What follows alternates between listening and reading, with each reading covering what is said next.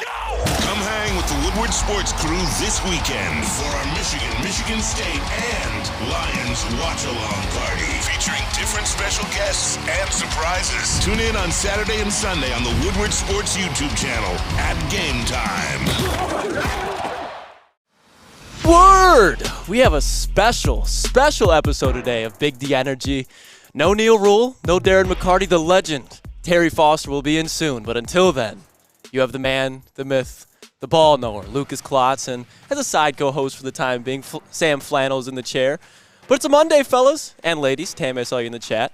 Appreciate all you guys tuning in. Again, Terry will be back in the second segment, and we'll get the show rolling. But until then, we got a lot to unpack. Wings played this weekend, and I'm not going to put myself out there as the biggest Red Wings hockey fan, because I'm not. It wouldn't be fair for me to have an educated approach. But one thing I can tell you, and Flannel, that was a damn good win. But Boston Bruins, they were down 2-1. I was checking the game as I could. It was just like that third period for the Red Wings.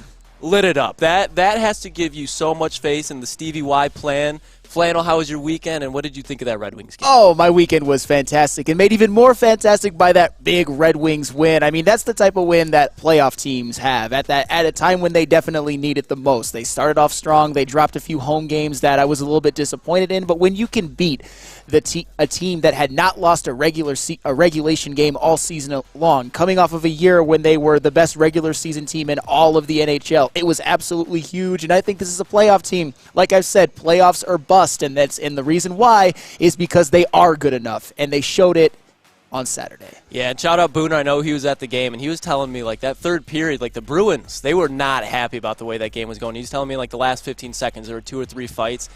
So it's not just a great win for the Red Wings, but the fact it was against Boston. It's just like this team has true promise. But again, other things going around the weekend. NFL Sunday. It was a very eventful NFL Sunday. Cowboys, Eagles. We all love to see Dak Prescott lose. Although I was yesterday, and you guys can tell me here and put it in the chat, both Flannel, I was rooting for the Cowboys a little bit yesterday. I'm not going to lie. Just for that number 1 seed hope. You got the Cowboys week 17. You're going into their house. But I'm not too disappointed that the Eagles won, just because it is Dak Prescott and the Dallas Cowboys. No, it's a tough game for the Eagles, but when you look at what they have coming up, the home game against the Cowboys is arguably their most winnable game of the 6. So if the Eagles would have lost that one, I think the Detroit Lions would be sitting even prettier to maybe catch the Eagles for the 1 seed. I still think they can, but I think the Cowboys have officially been vanquished as the wild card team now. I don't see them making up 2 games on the Eagles, especially because the Cowboys have some tough games coming up as well. I believe they go to Buffalo and to Miami. Yeah, speaking of both those teams, Buffalo took a tough loss in Cincinnati last night, and I think, in my opinion, I don't think Buffalo's going to be a bad team by any means, but I could easily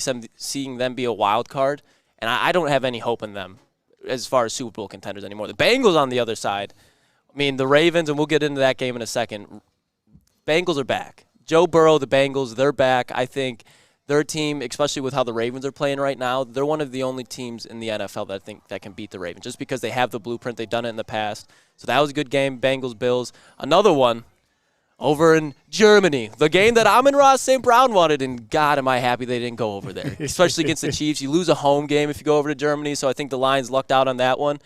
You're Patrick Mahomes. Yeah.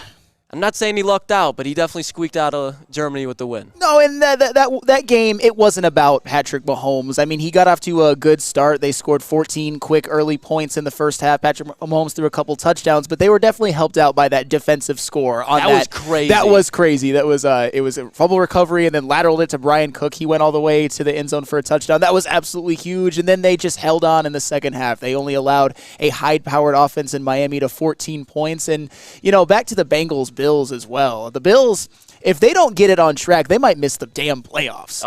I mean, because let's think about it. Number one, probably going to be Kansas City, we'd assume, right? Yeah. 2, I'm going to say, I know they just lost to Kansas City, but I'm assuming the Dolphins are winning that division. Yeah, Baltimore, yeah. Baltimore would probably be the 2. Miami, 3. 4 would be AFC South. Oh, the Jaguars, too. Jaguars could have a nice record, but I think that's a reach, but it's not something that's impossible. Like, if the Bills take another injury, Stephon Diggs misses a game or 2, they could definitely be in some trouble.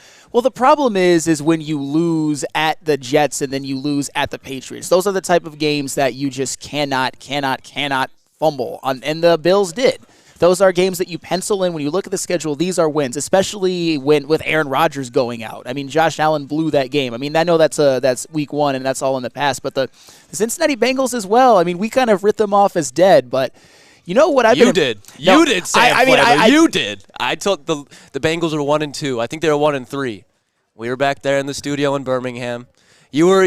You and Booner, too, both running you had your Patrick Mahomes victory lap going. Booner had his Josh Allen victory lap going. I told you, just wait on it. The Bengals always start off slow. If Joe Burrow was a little injured, he's healthy now. You know what? That defense, you got to be impressed with the way the Bengals defense has played. They've given up less than 20 points consecutively to the Bills, the 49ers, and the Seahawks. That is absolutely huge. And Joe Burrow, he looks like he's back. He looks like he's regained his form of the last couple of years. And now I can say with full confidence that he is a top 3 quarterback in the NFL again. And speaking of those Seahawks, they took a little trip over into Baltimore. And Lions fans, as a collective, looking you dead in the eyes right now. Deep breath. Deep breath, deep breath. The Lions got embarrassed in Baltimore. But you know what? So did that team that won in Detroit, beat the Lions, and made 2 moves at the trade deadline. They got Frank Clark and Leonard Williams, who I was hoping for as a Lions fan. I'm not going to get in the trade deadline stuff. It's over. Move past it. Happy with Donovan Peoples-Jones. But the Seahawks went in there and they got smacked. And I would say worse than the Lions. And if you break it down the box score-wise, the Ravens did the same exact thing. They'd used the same blueprint. Now, Lamar did have more success against the Lions in the air, but when you have no Jerry Jacobs and you had Will Harris, it's going to happen. But Baltimore on the ground, Keaton Mitchell. Ooh, your boy. I've been a big Keaton Mitchell fan. I think, one, the Ravens right now are the number 1 team in the NFL as of right now. I'm not going to tell you at Week 18 they are. But watching that game, how that went down, you have to be happy with, not happy, but feeling better about the Detroit Lions right now, especially when you go on the fact the Seahawks didn't even score a touchdown. They got in the red zone multiple times. At least the Lions scored a touchdown. That was Jahmyr Gibbs' first touchdown. Yeah, there was some question even from myself, and I will admit it, about whether the Lions, especially post-trade deadline, are even better than the Seahawks, considering that when they lined up on the same field, the Seahawks did win, and at the time, until last week's debacle in Baltimore, the Seahawks and the Lions had basically the exact same record, the same amount of losses. But doesn't it feel good that it almost can be like the Spider-Man meme? Like Lions, Seahawks pointing at each other, both got killed by the Ravens. Yeah. And they can both just move on from it and be okay. Speaking of one, Jahmyr Gibbs. Ooh.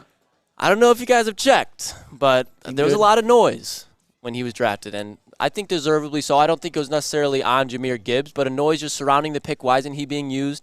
You look at Jahmyr Gibbs, his last 6 games, or his total 6 games, because he missed 2 games, 8 games so far played by the Lions, and one Bijan Robinson down in Atlanta, who right now, I'm telling you, I think by the end of the season, you look at their stats right now, through 8 games. Keep in mind, Bijan Robinson has played 8 games, been in 8 games. I know I think it was Tampa, he played for like a quarter. He was dealing with migraine, so then he was out, but technically played 8 games. If you want to take it out, I'm not going to hold you to it.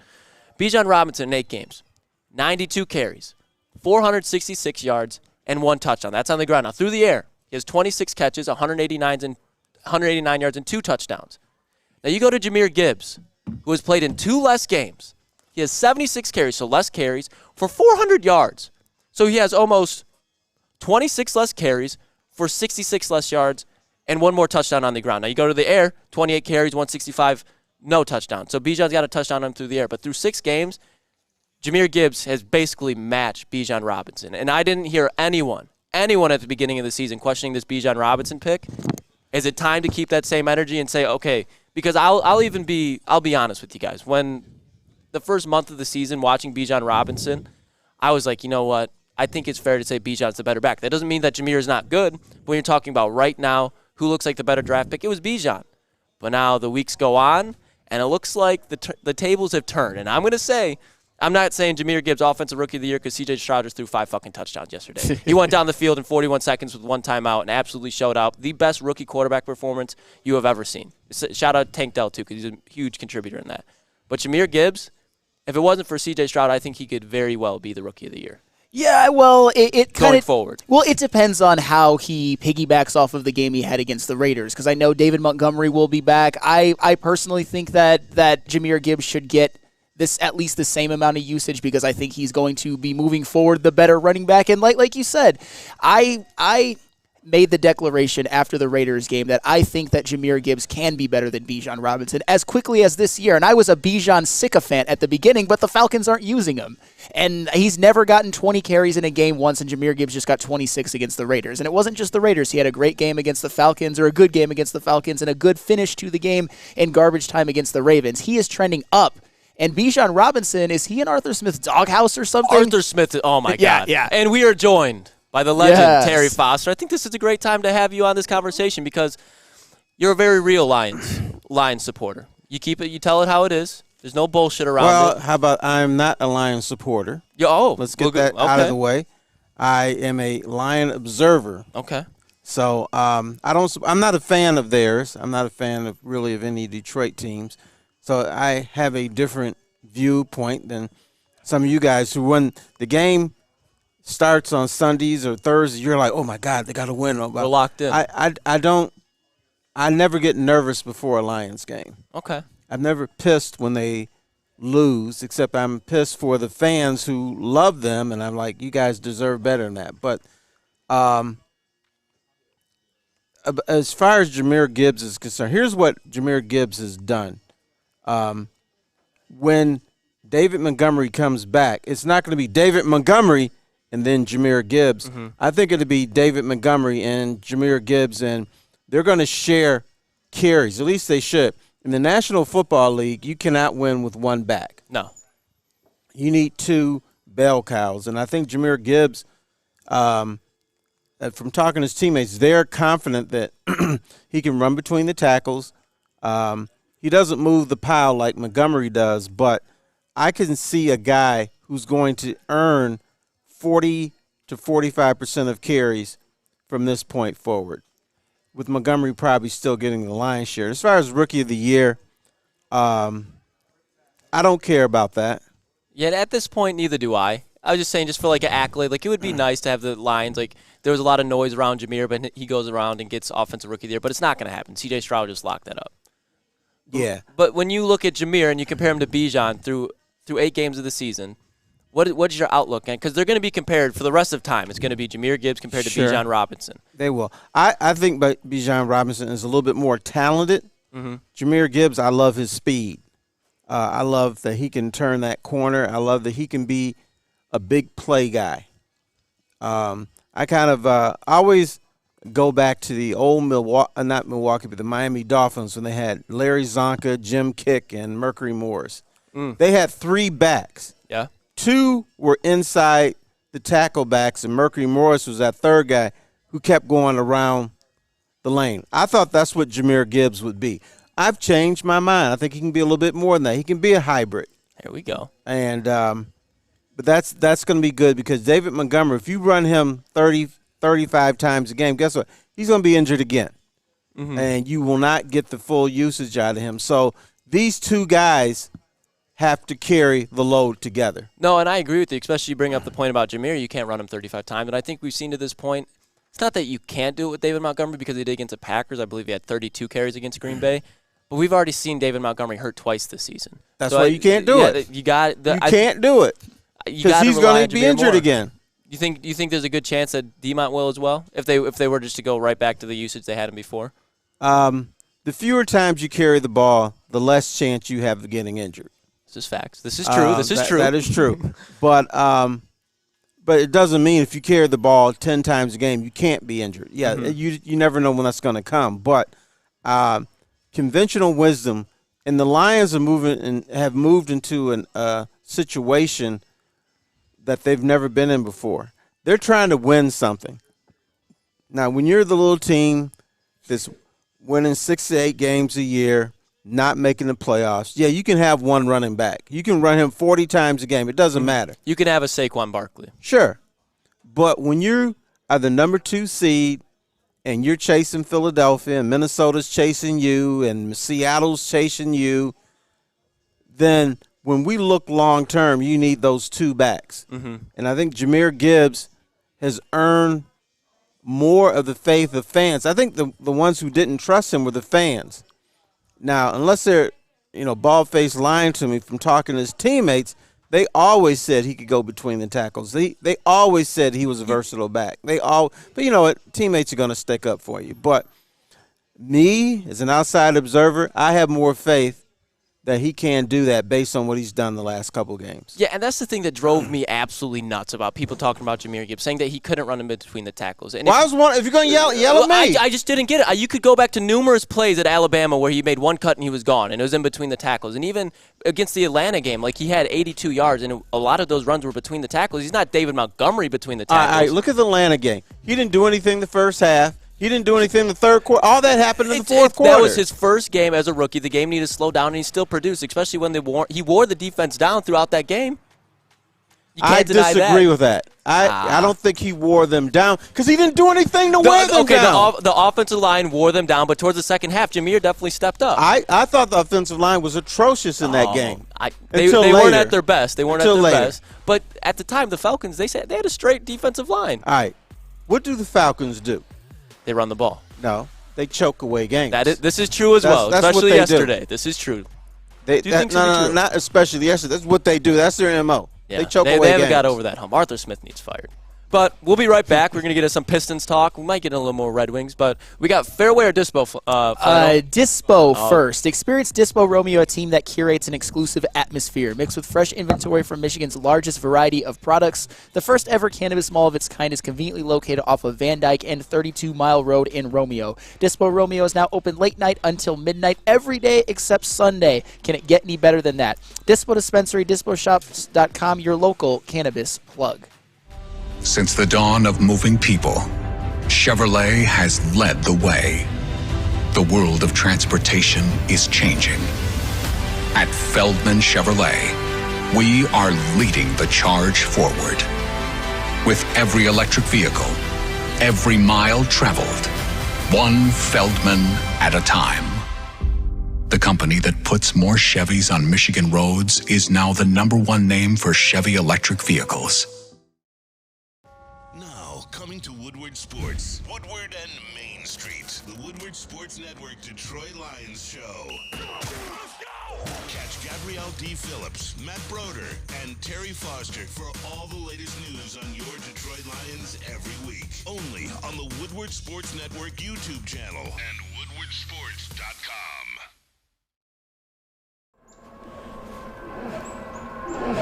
What?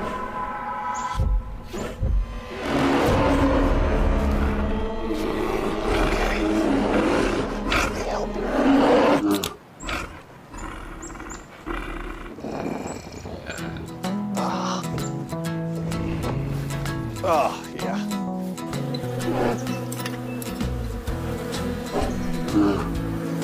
Nothing. G-G-G-G-A.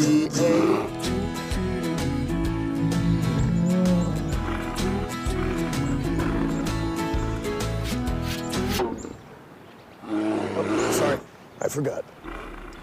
There we go. Oh, cheers, buddy.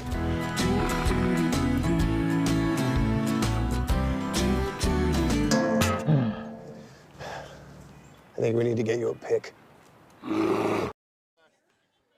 Join Woodward Sports and Long Drink live every home game for the Lions VIP tailgate party. It's at Eastern Market and Shed number 5, and it is going to be a bash. The next one is November 19th against the Chicago Bears. Big matchup for the Lions. The official Lions tailgate is back and better than ever. How would you like to pregame it with Woodward Sports and be treated like a VIP? Food, beverages, and entertainment all included. Get your tickets online today at bullseyeeventgroup.com or win some from Woodward Sports today. Just subscribe to our YouTube, follow us on IG, and direct message Lions VIP.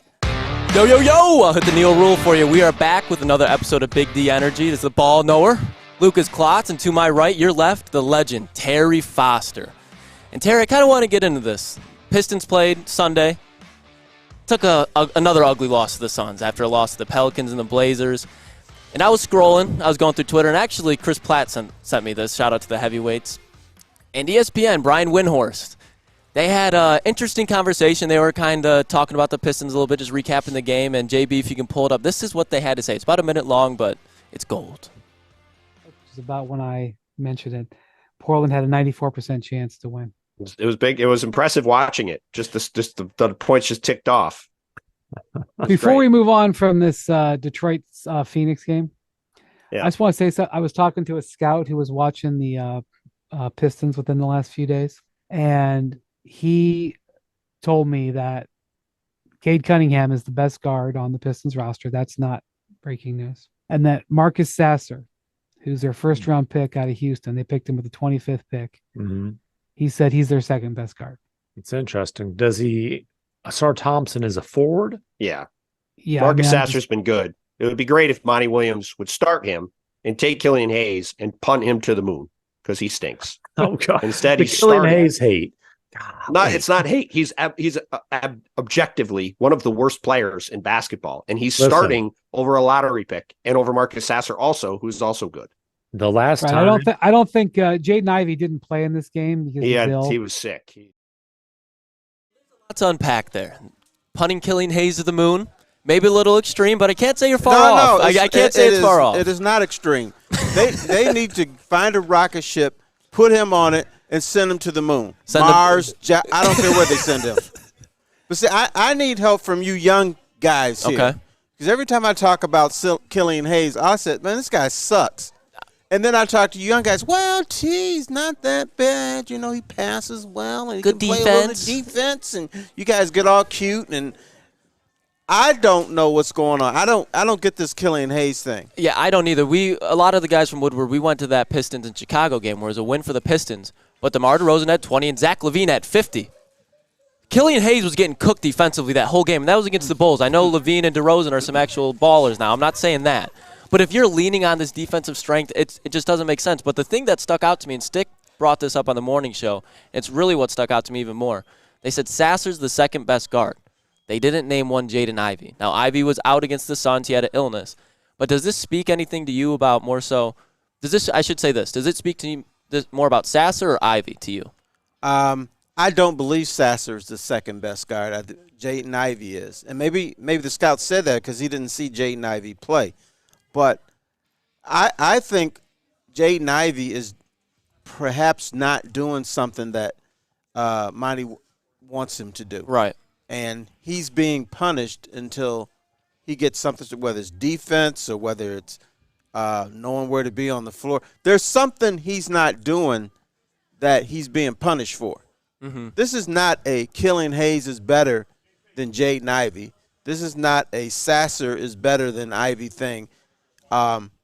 Perhaps when you look at what was the game that they just won? Chicago. The Chicago game. Mm-hmm. He came in.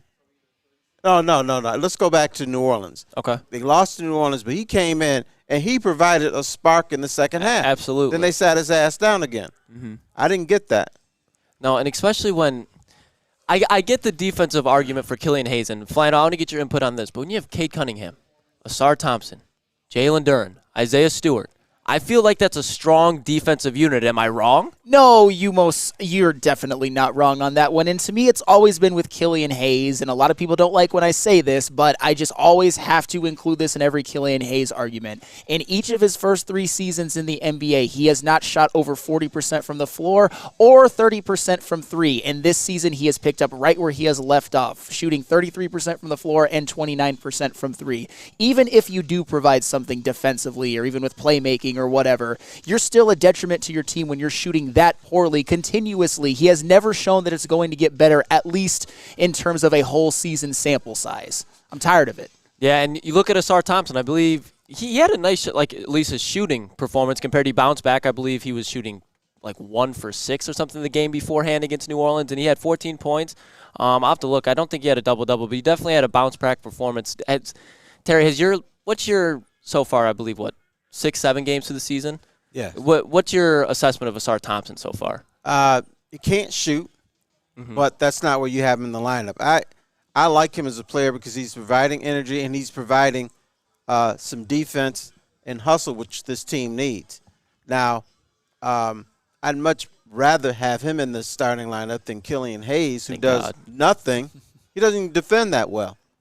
But at least Asar Thompson defends. He can rebound a little bit. He can get the outlet pass out. So he's functional. Mm-hmm. He helps you become a real team.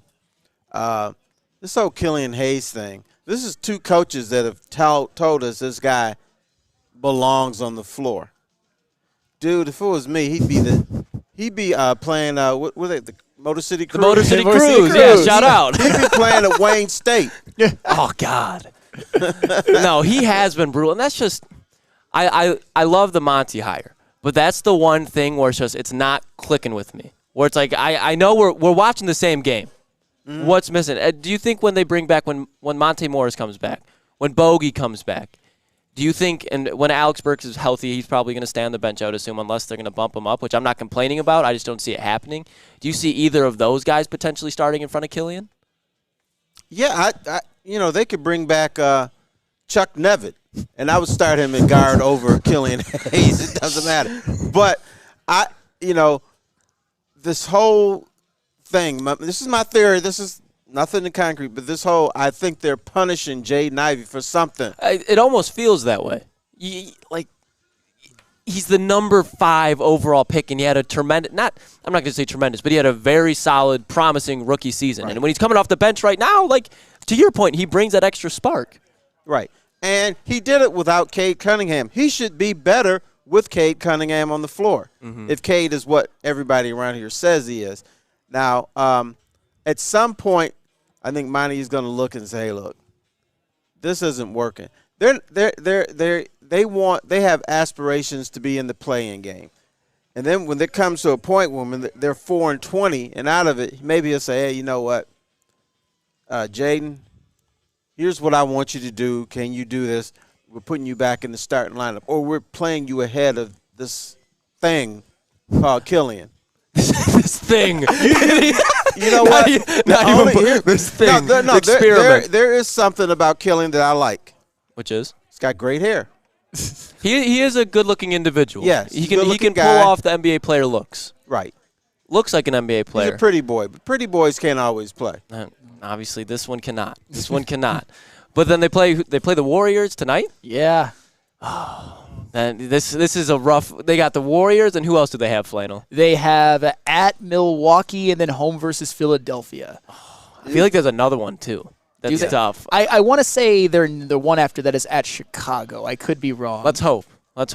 And let's hope Levine doesn't go for 50 this time either. And even going into Chicago, that's tough. Like who do the Pistons think they are to even be favored on the road against a Bulls team that's more, I would say, seasonally talented but not good? Yeah, but my whole thinking is Levine went off for 50. DeRozan still got his. Vucevic wasn't completely quiet. I feel like that was the Bulls' best effort. And do you think that was the Pistons' best effort as well? Yeah, do you think so far? Yeah, it probably has been the best game. That was a great game to go to. I was so happy after that game. Bet smacked, run out there with parlays. But Terry, when you see for example, the Warriors coming to town, or I think we're actually in Golden State. When you see that, what is the next step for when you get not even to win this game, but just to not know that this is an instant no chance. What needs to happen in this game? Well, see, I don't look at when West Coast teams come out the East. I never look at a home game as you can't win this game. What point of this East Coast trip are they on? If it's their last game, Pistons probably would win that game. If it's the 4th out of 5 or something, it's a toss-up. So I don't look at it that way unless the Warriors absolutely have to win something early in the season. And they're never in that position because they're so good. They know they don't have to win the game in Detroit.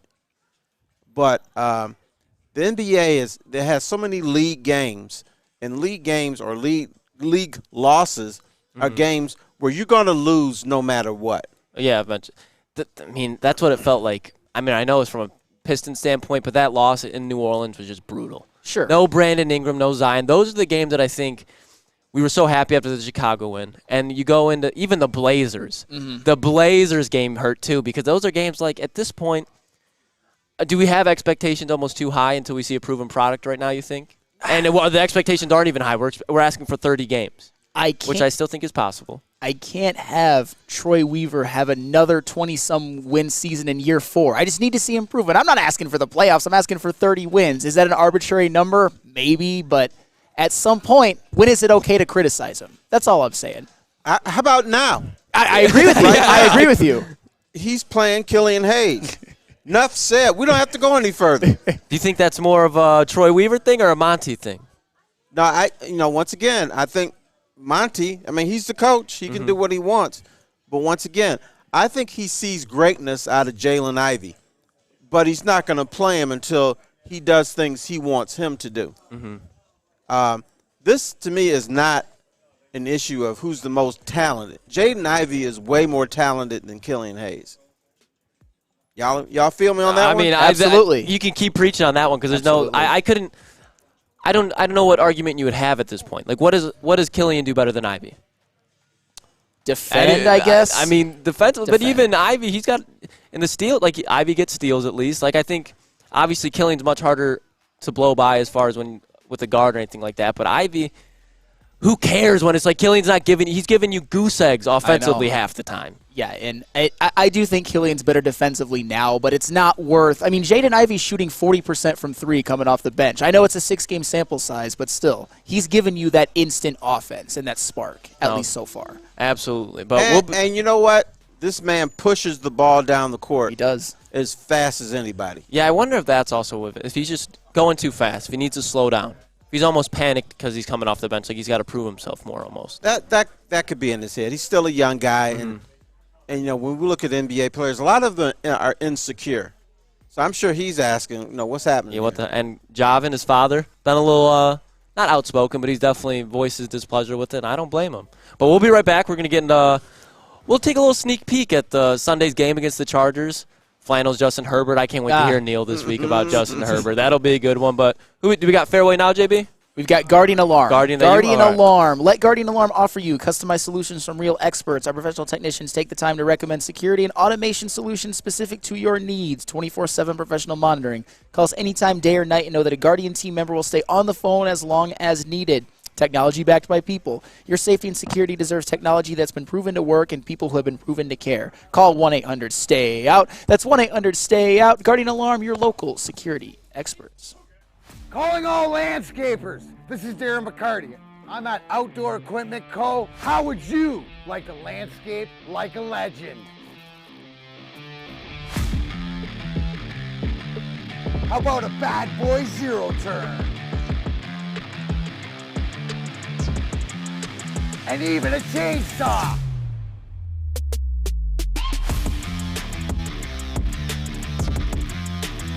And even a weed whipper. Whether you landscape for your job or landscape for fun, get all your equipment from Outdoor Equip Co., the official equipment provider of Woodward Sports. Michigan grown, family owned. OutdoorEquipCo.com.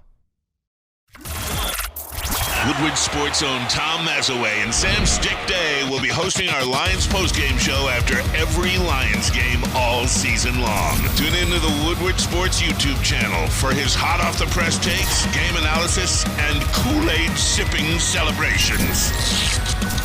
You won't want to miss it. Join Maz, Stick, and special guests each week immediately following every Lions game, exclusively on the WSN YouTube channel. Your home is your most important asset. Flexibility in the sales process is key. When you work with Mark White & Associates, you can cancel at any time, for any reason, without penalty. Speaking of flexibility, check this out. Who you work with matters. Hire the best broker in the game.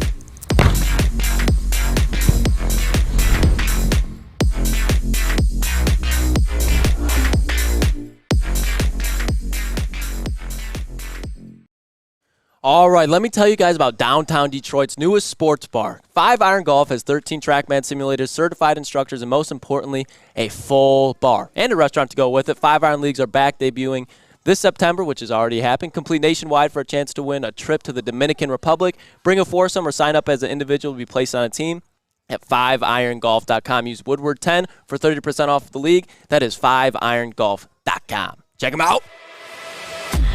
And we are back with another episode of Beak the Energy. No Neil Rule, no Darren McCarty. They will be back tomorrow, but it is I, Lukas Klotz, and to the right of me, Terry Foster, Sam Flannel, JB on the ones and twos.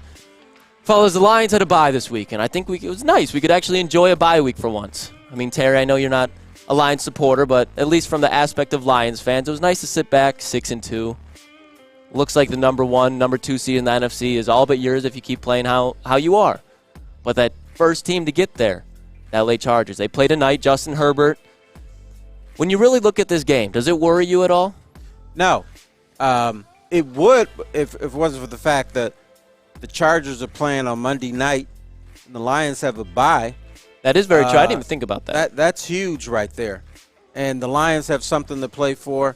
Now and then the Lions get their comeuppance. Mm-hmm. It's like, okay, guys, you're reading your press clippings. You feel like you're too good, and then they just get clocked like with the Ravens. Ravens have been doing that. Or they get clocked like they did against Carolina last year. Yeah. But I think now they should have some the coaches should need to make some adjustments, which I'm sure they have. And the Chargers, man, playing Monday night, it's rough enough to come back from Monday to play Sunday. Because they're in New York, or am I wrong? Right. They're going all the way across to New York, and they got to come all the way back. By the time they get themselves together, it's going to be Tuesday afternoon. So that's really a short week for them. I mean, Flannel, and because I'll save my spiel, but your boy Justin Herbert. Yeah. He's having a great year. I don't want to seem like that. Like Brandon Staley's what's holding back that team right now. I think they're going to upgrade Kellen Moore in no time after the season's over. It might even be before if the Chargers get eliminated from the playoffs. But when we're going to L.A. into high-powered, explosive offense, does it give you any worries about potentially Baltimore happening all over again? I don't think the Chargers will blow out the Lions. I don't think a Baltimore is going to happen again. I think the Lions will be more prepared for it. Obviously, like what Terry said, they have a bye and the Chargers have a short week. That is an advantage, but the Chargers, it's just, you can't help but notice just how talented they are. And I know they are never seemingly are able to put it together. I mean, even defensively, they still have a terrible defense despite having Khalil Mack and Joey Bosa and Asante Samuel and Derwin James and even Morgan Fox is actually having a good season of all people. They've got a lot of talent. And then on the offensive side of the ball, Justin Herbert, Austin Eckler hasn't really gotten it going after injury, Keenan Allen, Rashawn Slater. I mean, they have an embarrassment of riches, but they're 3-4. And I think a lot of what's going to happen with the Lions this next Sunday has to do with how the Chargers perform on Monday Night Football. Because if they win against the Jets, then they're a team that has playoff aspirations. Yeah, You're thinking exactly. we can get the season back on track with a win against the Lions. But if they lose, it's just same old Chargers. They could even barrel roll into a 6 or 7 win team. So I think that has a lot to do with it because the Chargers on paper, believe it or not, might have more high-end talent than the Lions, but the Lions are a better team. It's going to be a tough one. For the Lions. I can definitely get down with that as far as the high-end talent, but the thing that makes me, and Terry, you have more insight on this than I, David Montgomery, he's expected back this week, no? Yes. So with David Montgomery returning, that's where I get worried about Justin Herbert because he's having a great year. Keenan Allen, in my opinion, a Hall of Fame caliber wide receiver when he retires. And even Josh Palmer, Austin Eckler, Gerald Everett's having a year. Donald Parham, their tight end, has 4 touchdowns. It seems like every time he catches the ball is a touchdown. But I'm not concerned. I'm really not. I think this game will be maybe a little bit more of a fight, but I could see it getting a lot like Green Bay. Where it's just David Montgomery. And to your point earlier, I think more Jahmyr Gibbs. Here's the difference between the Ravens and the Superchargers. Ravens, you come in our house, we're going to kick your ass. Yep. So you got to fight. Even if you beat us, you're going to have a black eye, and we're going to smack you around. Chargers are just a cute team that, they try to play fancy little football. They're not physical. So the Lions, you keep Justin Herbert at bay by not letting them on the field. Mm-hmm. You get Montgomery back. If Jahmyr Gibbs is going to be what I think he's going to be, the Lions could control the clock for up to 40 minutes. Yeah, and that would be huge. I mean, every win they have, it seems like they control the time of possession. I think a lot like Philadelphia, a lot like San Francisco, a lot like the upper echelon teams in the league. Like when the Lions win, they usually dominate the time of possession. Right. And another player and Flan, I want your input on this as well because I know big supporter, and I am too, but Aiden Hutchinson. Yeah. I think this is a game. I'm sure they're going to be moving around, so he's not going to be going against Slater the whole time. Rashawn Slater, a good tackle for the Chargers. This is a game that I'd really want to see. Aiden Hutchinson is going to be with the bye week. It's a month, but it's only been 3 games without a sack.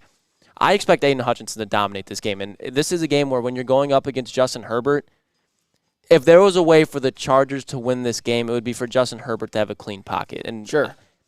It's not that I'm going to be disappointed. I would. I would be disappointed if Hutch didn't have a big game against the Chargers. Oh, yeah, of course, because he's your best defensive player. And whatever you think about the Los Angeles Chargers, whether they're overrated, whether they don't play as well as the sum of their talent will indicate, this is still going to be a tough game. And this is a game with a quarterback like Justin Herbert. You need to pressure him. You need to force him outside. You need to get him off his spot. You need to make him not feel comfortable and maybe even get him on the ground a couple of times because Justin Herbert is one of the most talented quarterbacks in the NFL. And if he has all day to throw, and a guy like Keenan Allen to throw to, who always seems to get open, a guy like Josh Palmer, who has really stepped up, your boy, like Aiden Hutchinson, I think this is a game where he's going to be matched up with Rashawn Slater from time to time. That's kind of a matchup of Titans, but I think Aiden can take advantage of that and beat him a couple of times. Am I the only one that thinks Rashawn Slater's a little bit overrated? I don't think he's overrated. I think he's the 7th to 10th best tackle in the NFL. Which is fair, but people put him up there with Panay.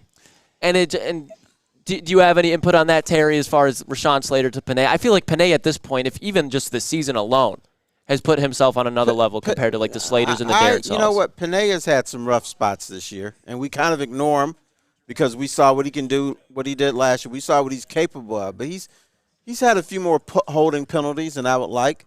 He's gotten beaten a few times. And maybe gotten away with him because Jared Goff escaped the tackle. But I don't think Panay has been all that in a bag of chips this year. I think he's been good. He's been good. I don't think he's been great. Out of tackles, he's allowed the fewest pressures in the NFL. He's got 3 or 4 holds. He does. He's still a developing player. But I think that also speaks a lot to him. What people don't give Jared Goff enough credit for is for linemen. And this could go to Ben Johnson's credit as well. Jared Goff, I feel like he's a very friendly quarterback for offensive linemen as far as he's not going to create extra penalties. Panay does have holding penalties, but it's not because Jared Goff's out there running outside the pocket. Jared Goff, a lot of the time, he takes 1, 2, 3 steps, and he makes his throw. So for Jared Goff, I think this is a game because they do have Khalil Mack on the other side. They do have Joey Bosa on the other side. And then you might know, who's their rookie? It's either the defensive tackle or the linebacker that's having a season. Either way, Eric Kendricks is there too. Derwin James, I'm sure they're going to send the house a couple times with Derwin James. I think in order for the Lions for this game to flow, David Montgomery, get the ball out of Goff's hands quick to Josh Reynolds, Amon-Ra St. Brown, Sam Laporta, who that's another guy I expect to go off this week. But Jared Goff, I think, does need to deserve more credit for how he plays behind this offensive line because he is a field general at this point. I think a lot of this offense, it flows through Jared Goff. We've seen that with David Montgomery being out. Jahmyr Gibbs did have not an elite showing on Monday night. But Jared Goff, it's almost like outside of Baltimore, you've got the same thing from him every week, and it's just been very minimal penalties on offense. I think he deserves a lot of credit to that. But what are your expectations for him Sunday? I mean, and this is what speaks to the Los Angeles Chargers because you think it would be tough. You think it would be tough to have Joey Bosa and Khalil Mack potentially putting pressure on you all game and to throw the football into the secondary that has Asante Samuel Jr. and Derwin James. But this defense, for some reason, just is not good, even with all of that talent. So I expect a big game out of Jared Goff, and I expect where the Chargers, I would say one of their strengths is their edge rushers. They have to go against Penei Sewell. They have to go against Taylor Decker. And I think that the matchup will be fairly even on both sides. Maybe someone will be able to take advantage of Decker a time or two, but I expect a big game out of Jared Goff because the Chargers' defense is, by the numbers, one of the worst they've faced all season, even though they have that much talent. And then, Terry, just because it is going to be the Chargers just rely on Justin Herbert for them to win them games. It's going to be a quarterback battle. What do you expect Jared Goff to do, or what does he have to do in order to keep this game at pace and for the Lions to secure victory? First of all, let's talk about his mindset. His mindset should not be, I have to win this game because I'm going up against Justin Herbert. Mm-hmm. His mindset should be, this is who we are. We run the ball, and he makes safe passes. So all he has to do is, I look for him to play within himself. Not a great game, but just a Jared Goff game where he's efficient, where he's error-free. So I don't want him to try to win this game. I want him to play his game. And maybe that's why we don't see the fly patterns that I've screamed about to J-Mo. And I want to bring this up real quick. Did you see Herman Moore's comments over the weekend? I did not. What did young Herman say? Herman Moore, he was basically saying, like, he was not denying the fact that J-Mo has not really panned out so far. But he was saying that with Jameson Williams, you can't expect him to grow as a player when you're giving him deep shot every time. Just low percentage throws. And I understand, and I agree with him 100%. I kind of said this before. You're giving him a low percentage throw. That's going to mess up his confidence. Then you expect him, which you should, to catch the easy ones, but it's obviously not working. I think they need to get J-Mo, especially in a game like this where the Chargers secondary is the 31st and might even be the worst at this point pass defense in the league. This is a game where it's like, get J-Mo going with the short routes. I feel like they're expecting the ceiling from Jameson Williams, but they haven't allowed himself to build a floor yet, if that makes sense. I did not play in the National Football League, but I think Herman Moore is way off on this one. I actually don't think they're going to him enough deep. They're doing these little comeback patterns and these little things in the flat where him and Jared Goff don't have that chemistry to make it work. They're not having J-Mo play to his strength. I think sometimes it was 2 or 3 times a game. They just let him fly, see what happens. But I get what you're saying. Like, his strength is because he's a speed wide receiver. But going back and watching him at Bama, this man, even with screens and against Green Bay last year on a crossing route, he took it to the house. Like, I think if they tried to make it with Jameson Williams more imperative that he gets those 2-3 screens a game, maybe if it's even on a jet or something. Hit him on a slant, hit him on a curl, then take the deep shot. Let himself build up in the game so then he can truly start turning these performances over the game. I'm tired of seeing him catch a crucial ball against Tampa Bay, and then you go right back against Baltimore, and then he doesn't. It's the same type of ball, but he drops it. There's no consistency in it. I think there is a lack of confidence in the coaching staff and the quarterback in J-Mo right now. I would agree. They're not going to say it.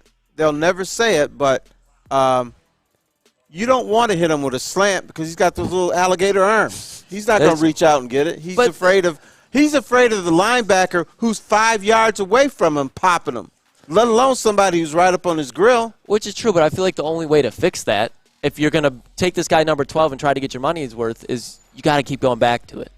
Because you have Amon-Ra St. Brown where he can kind of bail you out of those situations. Josh Reynolds, every time he catches the ball, it's a first down or touchdown. Sam Laporta can do it all. I think there's openings for that. I'm going to disagree with everybody today. I don't think that's the case. I think behind the scenes, during the practice something, Dan Campbell needs to bitch slap him and say, hey, dude, our team is built on toughness. Our team is built on grit. Right now, young man, you don't have any of that because you're afraid to catch passes over the middle that young Lukas wants you to catch. That is true. Young Lukas does want him to catch it. But you know what young Lukas also wants you to do? Head over to Big Boy. Big Boy's Burgers and Sandwiches. But burgers and chicken sandwiches are taking over at Big Boy's. Burger time. Try the best cheeseburger or our new pretzel bacon cheeseburger. Craving chicken? Try the Dolly chicken sandwich or turn up the heat with Bob's hot chicken sandwich, which I probably could not have because I have the whitest tongue known to man. Upgrade your regular fries with our chili cheese fries or loaded baked potato fries. Save room for dessert because we have a treat for you. Indulge in the Reese's chocolate peanut butter thunder cake or satisfy your sweet tooth with our funnel cake fries over at Big Boy. Join Woodward Sports' own Jeff Iafrate along with special WSN guests for the most anticipated Lions season in decades. Filled with different surprises and expert analysis. You're not going to want to miss out. Go to our Woodward Sports YouTube channel on Sundays and tune in live from 9:30 to 11:30 a.m. Come to any Lady Jane's Haircuts for Men for an award-winning haircut experience from one of our talented stylists and register for a once-in-a-lifetime opportunity to win an all-expenses-paid suite for the 2024 NCAA tournament for you and 5 of your best buds. That's right, college basketball's most elite event. You and your 5 best friends just get to any Lady Jane's today for an award-winning haircut experience and automatically register to win the trip of your dreams. Lady Jane's Haircuts for Men open 7 days a week. Walk in anytime. Lady Jane's, it's wicked awesome. Woodward Sports' own Tom Mazaway and Sam Stick Day will be hosting our Lions postgame show after every Lions game all season long. Tune into the Woodward Sports YouTube channel for his hot-off-the-press takes, game analysis, and Kool-Aid sipping celebrations. You won't want to miss it. Join Maz, Stick, and special guests each week immediately following every Lions game, exclusively on the WSN YouTube channel. How would you like to win a $100,000 Vegas getaway? Yes, I don't stutter. I said $100,000. Take your friends and live it up in the city that never sleeps. It's the Centron Energy. Drink it and live it. Purchase a 24-pack today and enter to win. Register at drinkcentron.com/Vegas and buy a Centron at your local Meijer store. Centron, the healthier energy drink with great taste. Look good, feel great, and be the best version of yourself with Centron. drinkcentron.com/Vegas. $100,000 getaway. Absolutely. Get your 100K with Vegas at Centron, but we are back with another episode of Big D Energy. Lukas, Klotz, Terry Foster, Sam Flannel, JB on the ones and twos. Fellas, there is some more developing news with Michigan. The president, and Flannel, if you want to read the article off, he had some words to say after the resignment of Connor Stallions. All right. Hold on one second. Let me pull this up. It's being, damn it, Flannel. No, it's being a little weird. All right. Here we go. This is the email that was leaked to I believe it's the Wolverine. It's on 3, and this was Santa Ono's email to Tony Petitti, the Big Ten commissioner, before they met. This is, Dear Tony, I look forward to our meeting, and I'm writing now to share some of my deeply held beliefs, which I hope can inform our conversation and guide what we do next. None of us wants to be in this situation. The University of Michigan takes its compliance obligation seriously. We are committed to ethics, integrity, and fair play. It is at our core and always will be, and that is why I am so deeply concerned about the allegations. We are fully cooperating with the NCAA in its investigation as it seeks to separate the facts from irresponsible speculation seen in much of the public and social media discourse. It's precisely at these times when all key facts are not known but others are all too comfortable offering strongly held opinion that it is essential for everyone to ensure that investigations are conducted fairly and that conclusions are based on what actually happened. The reputation and livelihood of coaches, students, and programs cannot be sacrificed in a rush to judgment, no matter how many and how loudly people protest otherwise. Due process matters. We, as would any other member of the Big Ten, deserve nothing less. Our students, our coaches, our program are entitled to a fair, deliberate, thoughtful process. We are aware that other representatives of the Big Ten are demanding that you take action now before any meaningful investigation and full consideration of all the evidence. That is not something our conference rules permit, and we both know it is not what any other member would want if allegations were raised against their people or programs. The Big Ten has not informed us of any investigation of its own, as would be required under conference rules. And to be clear, oral updates. Shout out. Hey, shout out. I lost it. I get laid. Oh man, hold on. Give me 1 second. It's because it went away, and now that is not. Well, we get the point. Basically, yes. Santa Ono gave the Big Ten and the rest of the NCAA the bird, basically, saying that don't punish us until there's evidence in. Precisely. It's the other thing. And I feel like I have a pretty, at least to this network, unique perspective because I am an Ohio State fan. Unfortunately. Oh, wow. Ryan Day. I watched a football game yesterday with an Ohio State fan. I didn't know. Well, here's what he said. He mentioned this whole thing. He was there. He's watching the Cleveland Browns play. Ugh. And, and I guess he was talking to some other people. Someone asked the Ohio State fan, do you want Jim Harbaugh to be punished this year? He said, absolutely not. He said, I want that asshole on the other sideline when we kick their ass this year. That's the thing that just drives my mind. That's what fans do, though. But I'm an Ohio State fan, and I can at least acknowledge. Like do you want him on the sideline when they play the Bucks? Absolutely, because this is what it is. I'll put my right hand up. This is just my honest opinion. Ryan Day is behind all of this. I think he's the root cause. Ryan Day is an insecure man. He's a weak coach. He's got Brian Hartline as OC who can just recruit wide receiver uniform every year. It doesn't matter who the coach is at Ohio State. You got 5 stars all over the place. And Ryan Day realizes that he's about to drop his 3rd straight game to Michigan in Ann Arbor, and there's nothing he can do about it. I'm telling you, this man's insecure. I think when they figure out, like, the root cause. And, JB, did you and I'm not going to feel any type of way. Did you get that Ryan Day video pulled in there? Yeah, can you play that real quick? Your reaction to the reports that are out that maybe Ohio State, and you in particular, or maybe someone close to you, turned Michigan in? Yeah, no comments right now. So no comments right now. And as an Ohio State fan, I was expecting Ryan Day to be like, no, we're not behind it. But the fact that he didn't even rule it out, and the other name that pops up is Greg Schiano at Rutgers. Where did he come from? Ohio State. So this whole situation, I think, even if I was an Ohio State fan, if I was a damn Tennessee fan who has their scandals already, who cares? Like, I played Little League football. You know what we were doing? We were stealing the signs. I played junior high football. You know what we were doing? We were stealing the signs. High school football, we did even more. Even college, you steal the signs. Well, I should write you up then. But that's my thing. Everyone does it. And if we're going to act like this should be the downfall because – and I'm an Ohio State fan, and I'm annoyed for Michigan fans. Like, this is the one time that Michigan, in my opinion, in the last 10 years, has been the clear number one team in the country. I'll listen to the Georgias for right now just because it's hard to rule them out. I'd even give Alabama, Washington. I think Michigan would struggle against those teams still, but I'm not going to rule them out. But I just feel like this whole thing is just coming because the rest of the NCAA is just insecure right now, outside of Nick Saban. Why would the NCAA be insecure about Michigan? Michigan, a team that hasn't done anything forever, since maybe 97, a team that always sticks its chest out and says we're the leaders and the best. And then when they play somebody, get their asses kicked. Because why should they be insecure? You always hear about that, but now it's actually timing. And I think the coaches don't want to see it. I think the coaches know, like, if Michigan gets this, it's going to be really hard to now overtake Michigan, especially in the Big Ten when all these teams are flooding in. Like, you have the USCs coming in. I mean, think about how much money they're making right now. When they're in the Big Ten, who's going to want to go play for USC when Michigan's whooping on them every year? I think just for the long term. A lot of kids from the West Coast would want to play for USC. True, but I'm saying for, like, the NFL prospects, like, yeah, you could go to USC, you could still go to the league, but if you want to win and truly become something in college football, you're not going to go to USC right now because Caleb Williams is there now, so it looks pretty now. But after Caleb Williams is gone, like, USC, if they didn't have Caleb Williams, is like a 4 or 5 win team on the season. They're still losing games with Caleb Williams. All right, here's what I don't understand.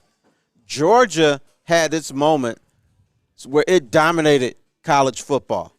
Alabama had its moments where it was like Alabama's never going to lose a game again. Right. But they didn't do this to Alabama or Georgia.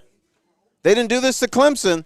But now all of a sudden, and I think this is a little arrogance around here, all of a sudden Michigan looks like it might be very good. So, let's heap scandals on them because we're afraid they're going to take over college football. That's baloney. I would my ass with Ohio State with How Ryan can you say Day that? Because Ryan Day is a bitch. He's a fraud. He's relying on anything to help him be Ohio so this is Ryan Day doing this and not college football. I think Ryan Day's the root cause, but now you see everybody from every angle. You're hearing inputs. Like, you can't go a day without hearing about new news about Michigan. It's not just coming from Ryan Day. Now it's coming from everywhere. But I think the initial whistleblower was 100% Ryan Day. Okay, I can buy that. And it expanded, but it starts with Ryan Day. I think he's an insecure coach that has no business being a Buckeyes head coach. He's going to ruin the culture there. He's going to embarrass the program. He's no Urban Meyer. He's no Jim Tressel. He's the weakest coach Ohio State arguably has ever had. And this is exactly what happens when you have a coach like that, in my opinion. Now, you're an Ohio State fan, so you follow the Buckeyes closely. I followed them closer in the past, but yes, I still follow them. Maybe you can answer this question for me. Ryan Day. What's that on his beard? Is it shoe polish or just is it motor oil? None. It's just disgusting. He wakes up and he just throws whatever, just any black substance he has in his household. He throws it on his beard. Looks better than what it did the day before. Okay. So it could be shoe polish. Could be. Could be anything. So we're not going to rule that out. No. But I think another reason is, like, look at their quarterback play. That's another thing with Ohio State. This is why I say they realize they have no chance. You're going to rely on Kyle McCord to go into Ann Arbor, the big house, and beat, in my opinion, what is a better team. I know Ohio State's ranked 1 right now because they beat Penn State and Notre Dame, but I still just don't see it. If Notre Dame has 11 guys on the field that last play, we might be having a different conversation. Right. Well, Ryan Day is right. He says Ohio State is tough. They're as tough as nails against 10-man defenses. Yeah, I can't stand it. But Flannel, what's when you hear me say this about Ryan Day, because you're obviously up there. Oh, God. Pull up those Connor Stallion videos real quick. You're a Michigan fan, but you might not be to this level. Hey, you know what? I'm a little mad at the Wolverines now. They've dragged my Chippewas into this crap. They have. That's right. Well, Stallions was on the sideline. Right. So now we have to Boots on the ground. We have to figure out, was Michigan trying to help CMU beat Michigan State, or was CMU trying to help Michigan steal Michigan State signs? Both can be true. But this is the man that you guys had on your sideline.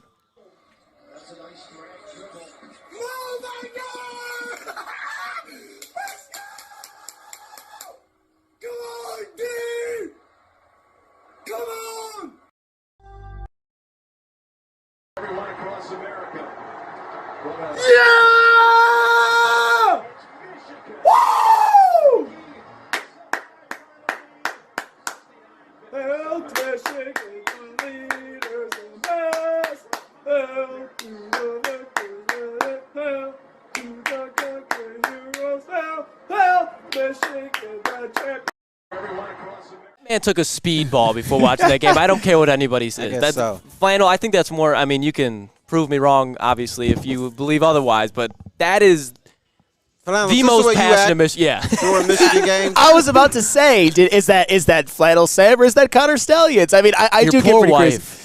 Your poor wife probably thinks you're going to kill her. No.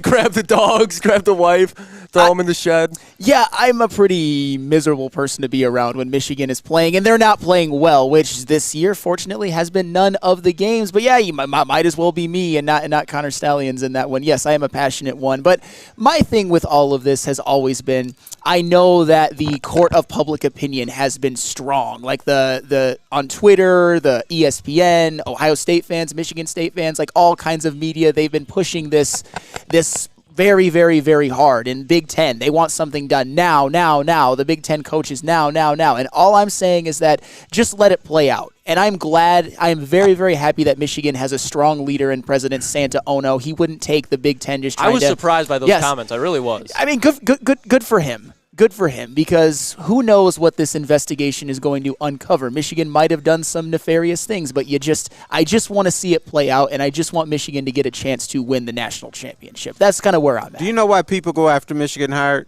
Why is that? Because you guys walk around with your noses up in there. This is true. We this is don't true. do anything wrong.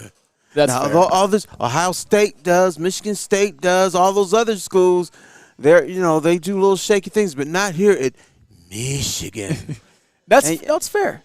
And so that's why they come after you, because they know you guys are full of bullshit. And you know what? As long as they're winning football games, I'm okay if they're full of bullshit. And yes, there's some things that don't look good for Michigan, and I will fully say that. But at the same time, it doesn't bother me as much as some. To me, it shouldn't bother you at all. Yeah, it doesn't really. If I'm just being honest, as I've said on many shows, it makes the urgency for them to win the national championship this year even that much. And I just hope that everybody can block out all of the noise, because I don't want them slipping up at Penn State or home versus Ohio State.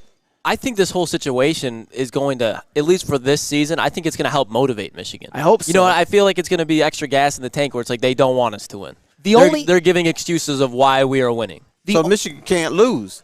They can't. They're highly motivated and know everybody's plays. So how can they lose? I think they are going, and Flannel, I want you, not fucked, but they are going to look like an absolute embarrassment if they lose a game outside of the Big Ten championship. Even then, I would be embarrassed for Michigan as an Ohio State fan. Honestly, anything short of a national championship, and that's probably the case, because fair or not, it will be the whole, oh my goodness, you guys have their plays and you still couldn't win the Natty. And I'm not saying that's right or whatever, but at this point they've got to win. They've got to win it all. They have no choice. Might as well win it all. If whatever's going to happen with the investigations will happen, you might as well make them take it away, because the memories will always be there if they win the national championship. And they've got the team to do it. They really do. That's true. I thought for all my life it was impossible for Michigan to win a national championship.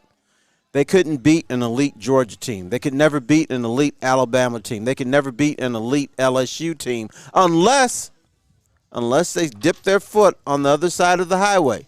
And you know what that means? Just do a little bit of cheating.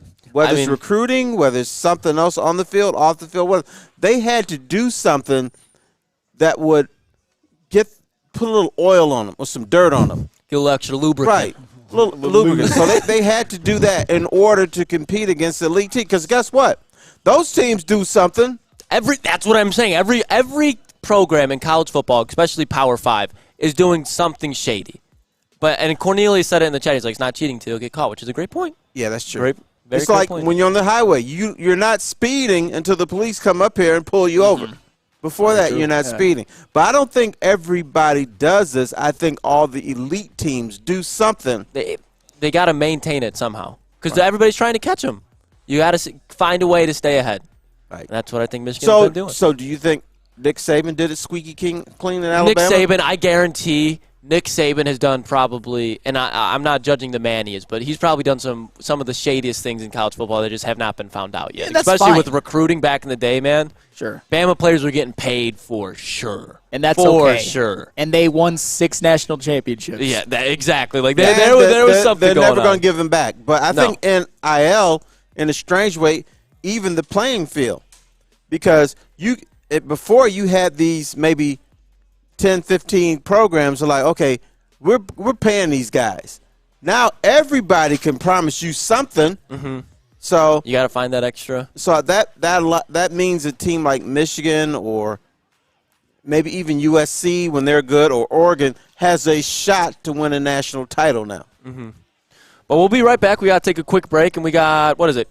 Swiss, yes. Do you have football on the brain? Of course you do. Fall ushers in college and professional football, and this year has been awesome. Fall is also a perfect time to shop your home and auto insurance. Shop it like a pro with Swiss Insurance. They cover Woodward Sports Network, and they should be covering you too. Ask for Mark at Swiss Insurance today at swissins.com or call 248-800-4177. Again, that is 248-800-4177, Swiss Insurance.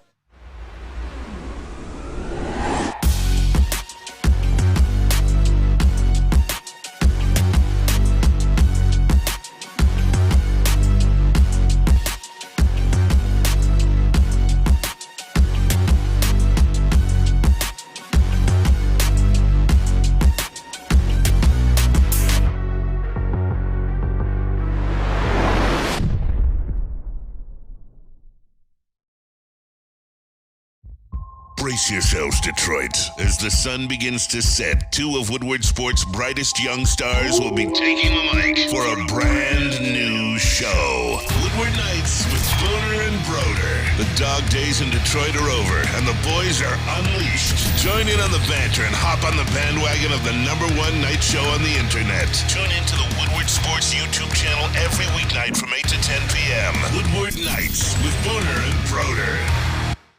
Gabby is a college student struggling to study for her big exam. Then, she discovered Syntron, a healthy way for her to stay awake and focus. Jennifer frequently has chaotic days like this until she gets online, orders some Syntron, and finds her groove. April visited her local grocery store, purchased a case of Syntron, and entered to win the Syntron 100K Vegas giveaway. Pick up your case of Syntron today at any Meijer location or visit drinksyntron.com/Vegas and enter for the 100K Vegas giveaway.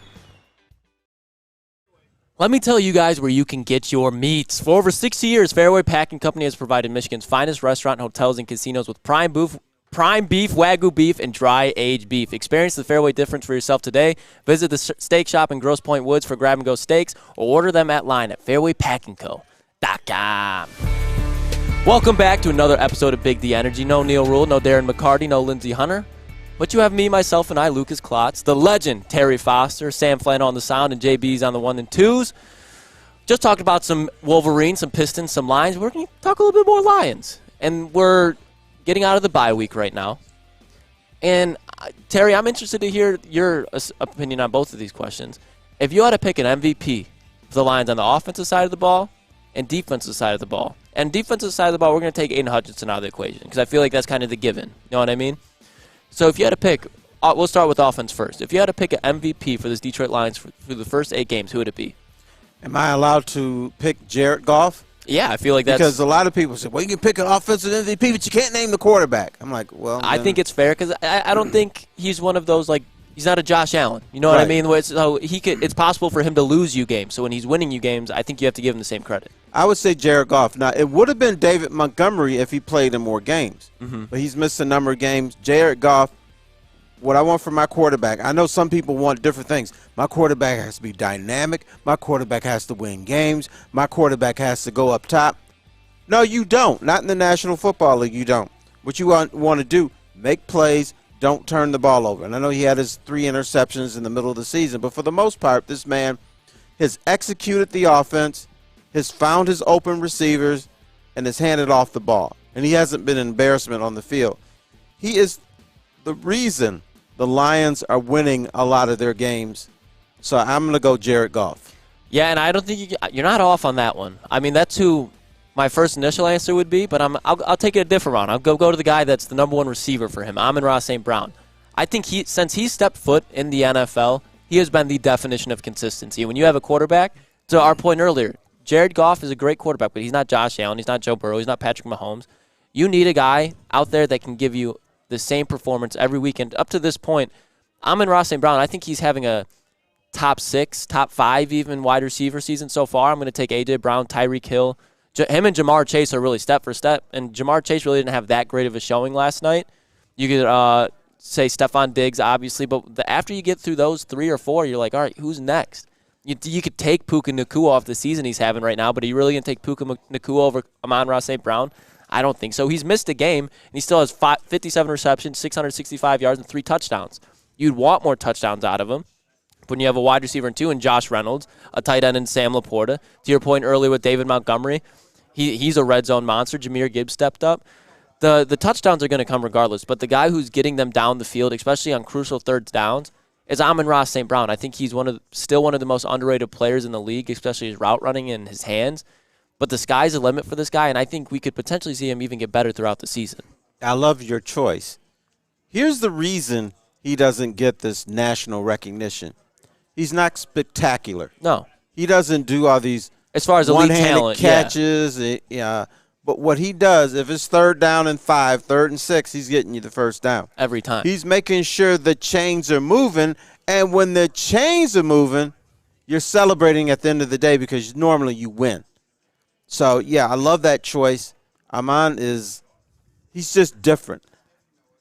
You know, the type of athlete he is, he's just different. I can't describe him. He reminds me of a Hines Ward, where he doesn't have that upper-end speed, he doesn't have that upper-end athleticism, but he gives you that upper-end production that makes up for it. Especially like I believe it was the Atlanta game, one of the most quiet 100-yard performers. He's had 100 yards or a touchdown every game he's had this year. Nice. If he hasn't had 100 yards, he's got you a tutty. He's been the most quiet 100-yard wide receiver every time he does it. Against the Raiders on Monday night, it's a lot of times like you look at the box score, you're looking like, how many yards did Jameer Gibbs have? 156, holy shit. And you scroll down, and you're like, Amon-Ra St. Brown had 106 receiving yards? You're like, when did that? And you're like, oh, yeah, he did that in the first quarter. Oh, yeah, he did that in the second quarter. It's so quiet and sneaky, his performances, because how much noise is around this offense as far as the firepower. But Flannel, offensive MVP if you had to pick one, and you can even take Jared Goff for St. Brown if you wanted to. You know what? I'm going to make it interesting because you guys pick the obvious ones. I'm going to go with maybe not the offensive MVP, but another person that you could definitely add into the mix. How about Sam Laporta? I was thinking about it. You know, the funny thing is I was going to go with Josh Reynolds, but the one catch that he had last week against the Raiders, he ended up losing a fumble. That was his one kind of black mark on a season in which he's otherwise been excellent. But Sam Laporta, he is having a historically good rookie season for a tight end. You could look back on this year that he's having, and maybe it may not play out that way. It may, as the single greatest season a rookie tight end has ever had. And won't it be great that he's not a Kyle Pitts? Right. Where, you don't have to worry about, the only way this guy's going to be good is if you get the ball in his hands in the receiving game. Like Sam Laporta against Green Bay, he was boxing out Kenny Clark on the edge to open up the David Montgomery run. Like a tight end, a rookie tight end, kicking out a nose tackle is insane to me. Yeah, he's a complete tight end. Honestly, he reminds me of George Kittle. Like, I know that George Kittle was a big fan of his, and they both went to Iowa, but Sam Laporta is just after the catch, making tough contested catches. I mean, he's also such a big play threat as well, and he has been one of Jared Goff's safety blankets this season. I mean, he might be a Pro Bowl tight end as a rookie, and because of all the reasons I just said, he will be. I think so. I think absolutely. His only competition in the NFC right now is probably T.J. Hawkinson, George Kittle, but still, that's not bad company. Yeah, and especially when you look at those guys, and you're comparing his name already in his rookie season to George Kittle, which I don't know who would do that in the offseason, whoever compared him to George Kittle. I don't know. George Kittle would. Yeah, George Kittle actually did. Yeah. And then T.J. Hawkinson, the fact that he's already up there with those fellow Iowa tight ends speaks enough volume. But another guy that I saw in the chat that I don't think anyone was thinking of, and he's definitely not the MVP of this offense, but definitely a guy that deserves praise because in the pinch situations he showed up is Graham Glasgow. Yeah. You're talking about a guy who's been playing guard when Jonah Jackson's been out there. When Frank Ragnow's out the other night against the Raiders, he steps in at the center position, and Jameer Gibbs has 150 rushing yards. Are we doing MVP? Are we just doing Start off with guys. No, we start out with MVP, but I feel like Amon-Ra St. Brown and Jared Goff are like the clear ones. Do we have to mention the whole offense as No, MVP? but I was just giving Glasgow some love. Okay. Ain't nothing wrong with that. He's had a fine season. He's had a fine season. But I think he's stepped up in big games for us. Would you consider him an MVP? No. That's why I led with that statement. Okay. I was leading with that statement a little bit. Okay. But then on the defensive side, or we got to go to break? We can go to break. Okay, we'll go to break, and then we'll finish on the defensive side of the ball. But first, we got to hear about what we got. Planet Fitness. Planet Fitness. All right, let me get him in here. Planet Fitness. Sorry about that. Planet Fitness is the home of the judgment-free zone where anyone, and we mean anyone, including Flannel and I, can feel comfortable working on their fitness goals. At Planet Fitness, you'll experience a squeaky clean gym that has tons of equipment, a full-body workout in just 30 minutes, and all memberships included fitness training.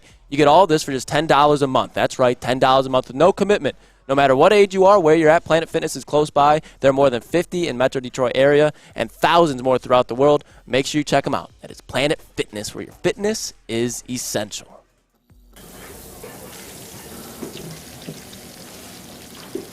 Burgers and chicken sandwiches are taking over at Big Boy. Try our new pretzel bacon cheeseburger. Turn up the heat with Bob's Hot Chicken Sandwich. Upgrade those regular fries with our chili cheese fries or loaded baked potato fries. Hit your sweet tooth with funnel cake fries or Reese's chocolate peanut butter thunder cake. Load up on all your favorites today at Big Boy. Join Woodward Sports' own Jeff Iafrate along with special WSN guests for the most anticipated Lions season in decades. Filled with different surprises and expert analysis. You're not going to want to miss out. Go to our Woodward Sports YouTube channel on Sundays and tune in live from 9:30 to 11:30 a.m.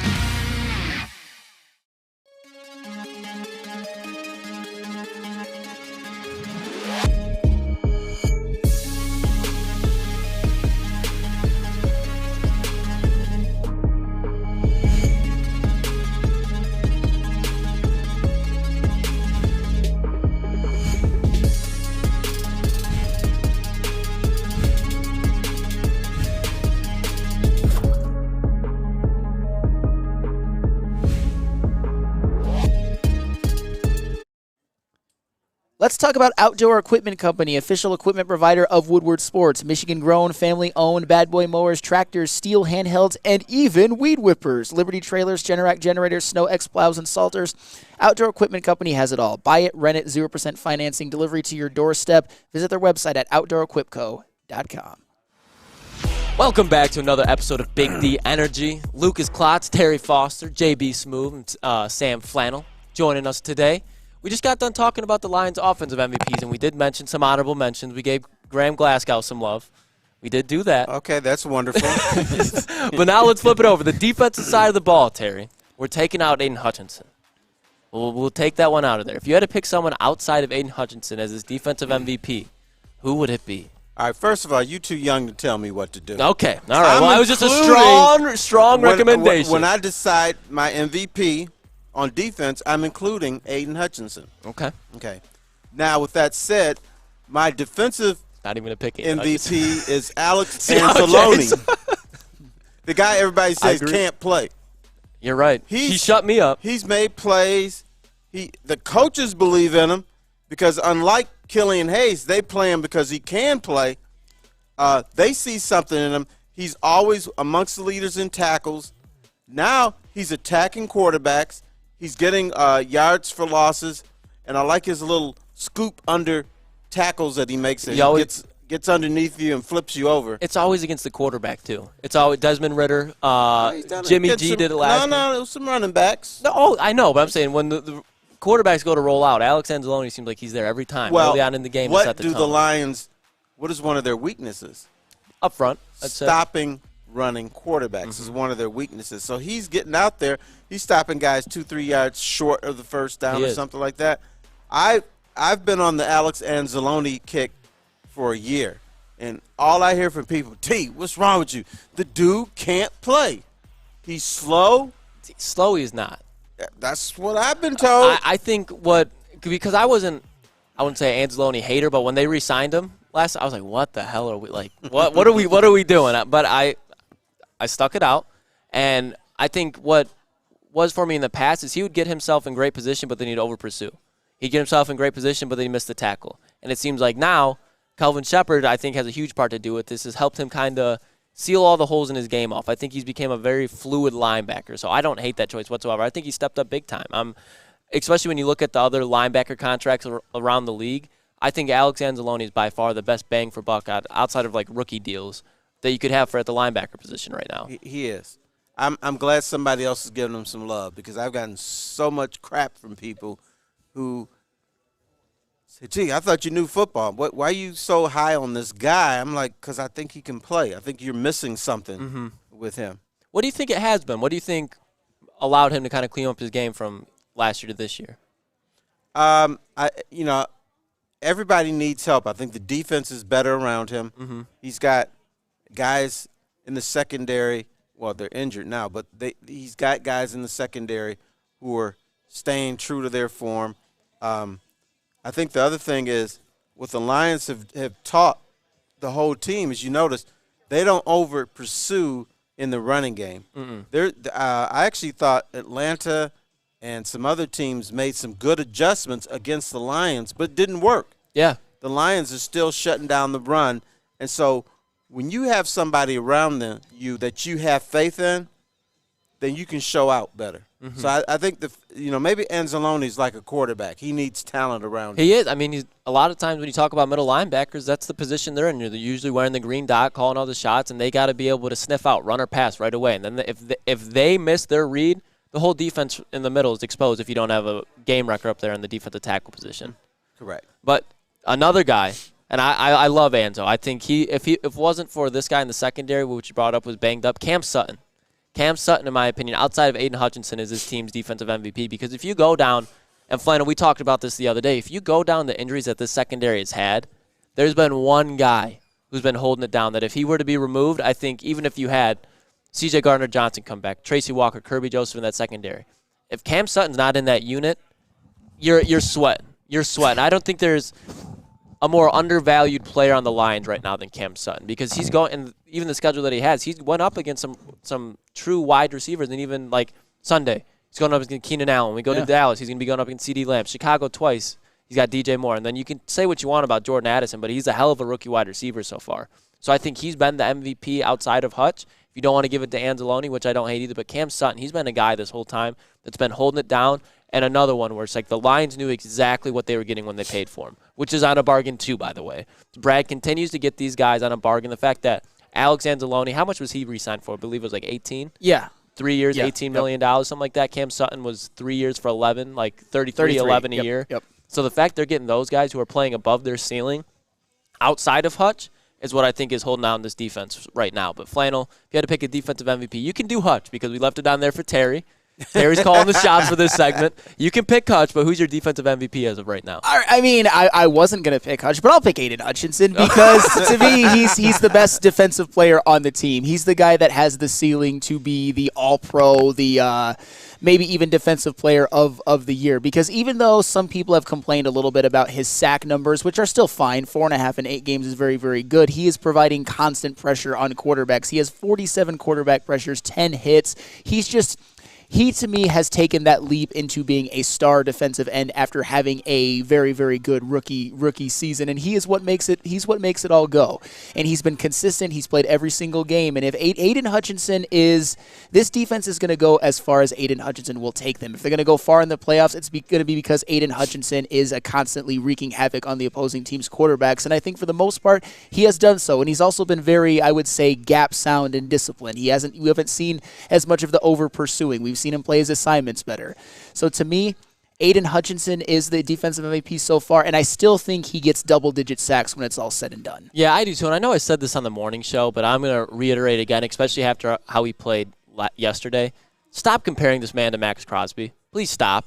He is not Max Crosby. One day he could be, but as of right now, every time I look into the chat and people are talking about Hutch, oh, why isn't he doing what Max Crosby doing? Max Crosby has nobody. Max Crosby is a fucking specimen. Max Crosby is playing like a top 3, even like the level he's playing, like a top 1 defensive end in this league. And the fact that he's able to do it is a miracle. So I don't think you can expect Aiden Hutchinson in year 2 to go and have this production that Max Crosby, who's entering his prime right now and is going to continue to get better, I don't think it's fair to judge him right now. I mean, no, it's not. And Max Crosby is playing pissed. Yeah. He went to Eastern Michigan, and we never heard of him at Eastern Michigan until he got drafted. But Mad he's Max. playing like he is Mad Max. But this dude is like, that's the last person I want to see line up against me if I'm on the offense. That hit against J-Mo, that was painful. That wasn't even like, I don't know who to blame for that one. I don't know if it was just a bad play call, but Max Crosby, you could never just let him go untouched in the backfield, especially when you have your 12th overall pick, to our point earlier. He's trying to build his confidence, just blow him up. It took his helmet off of him.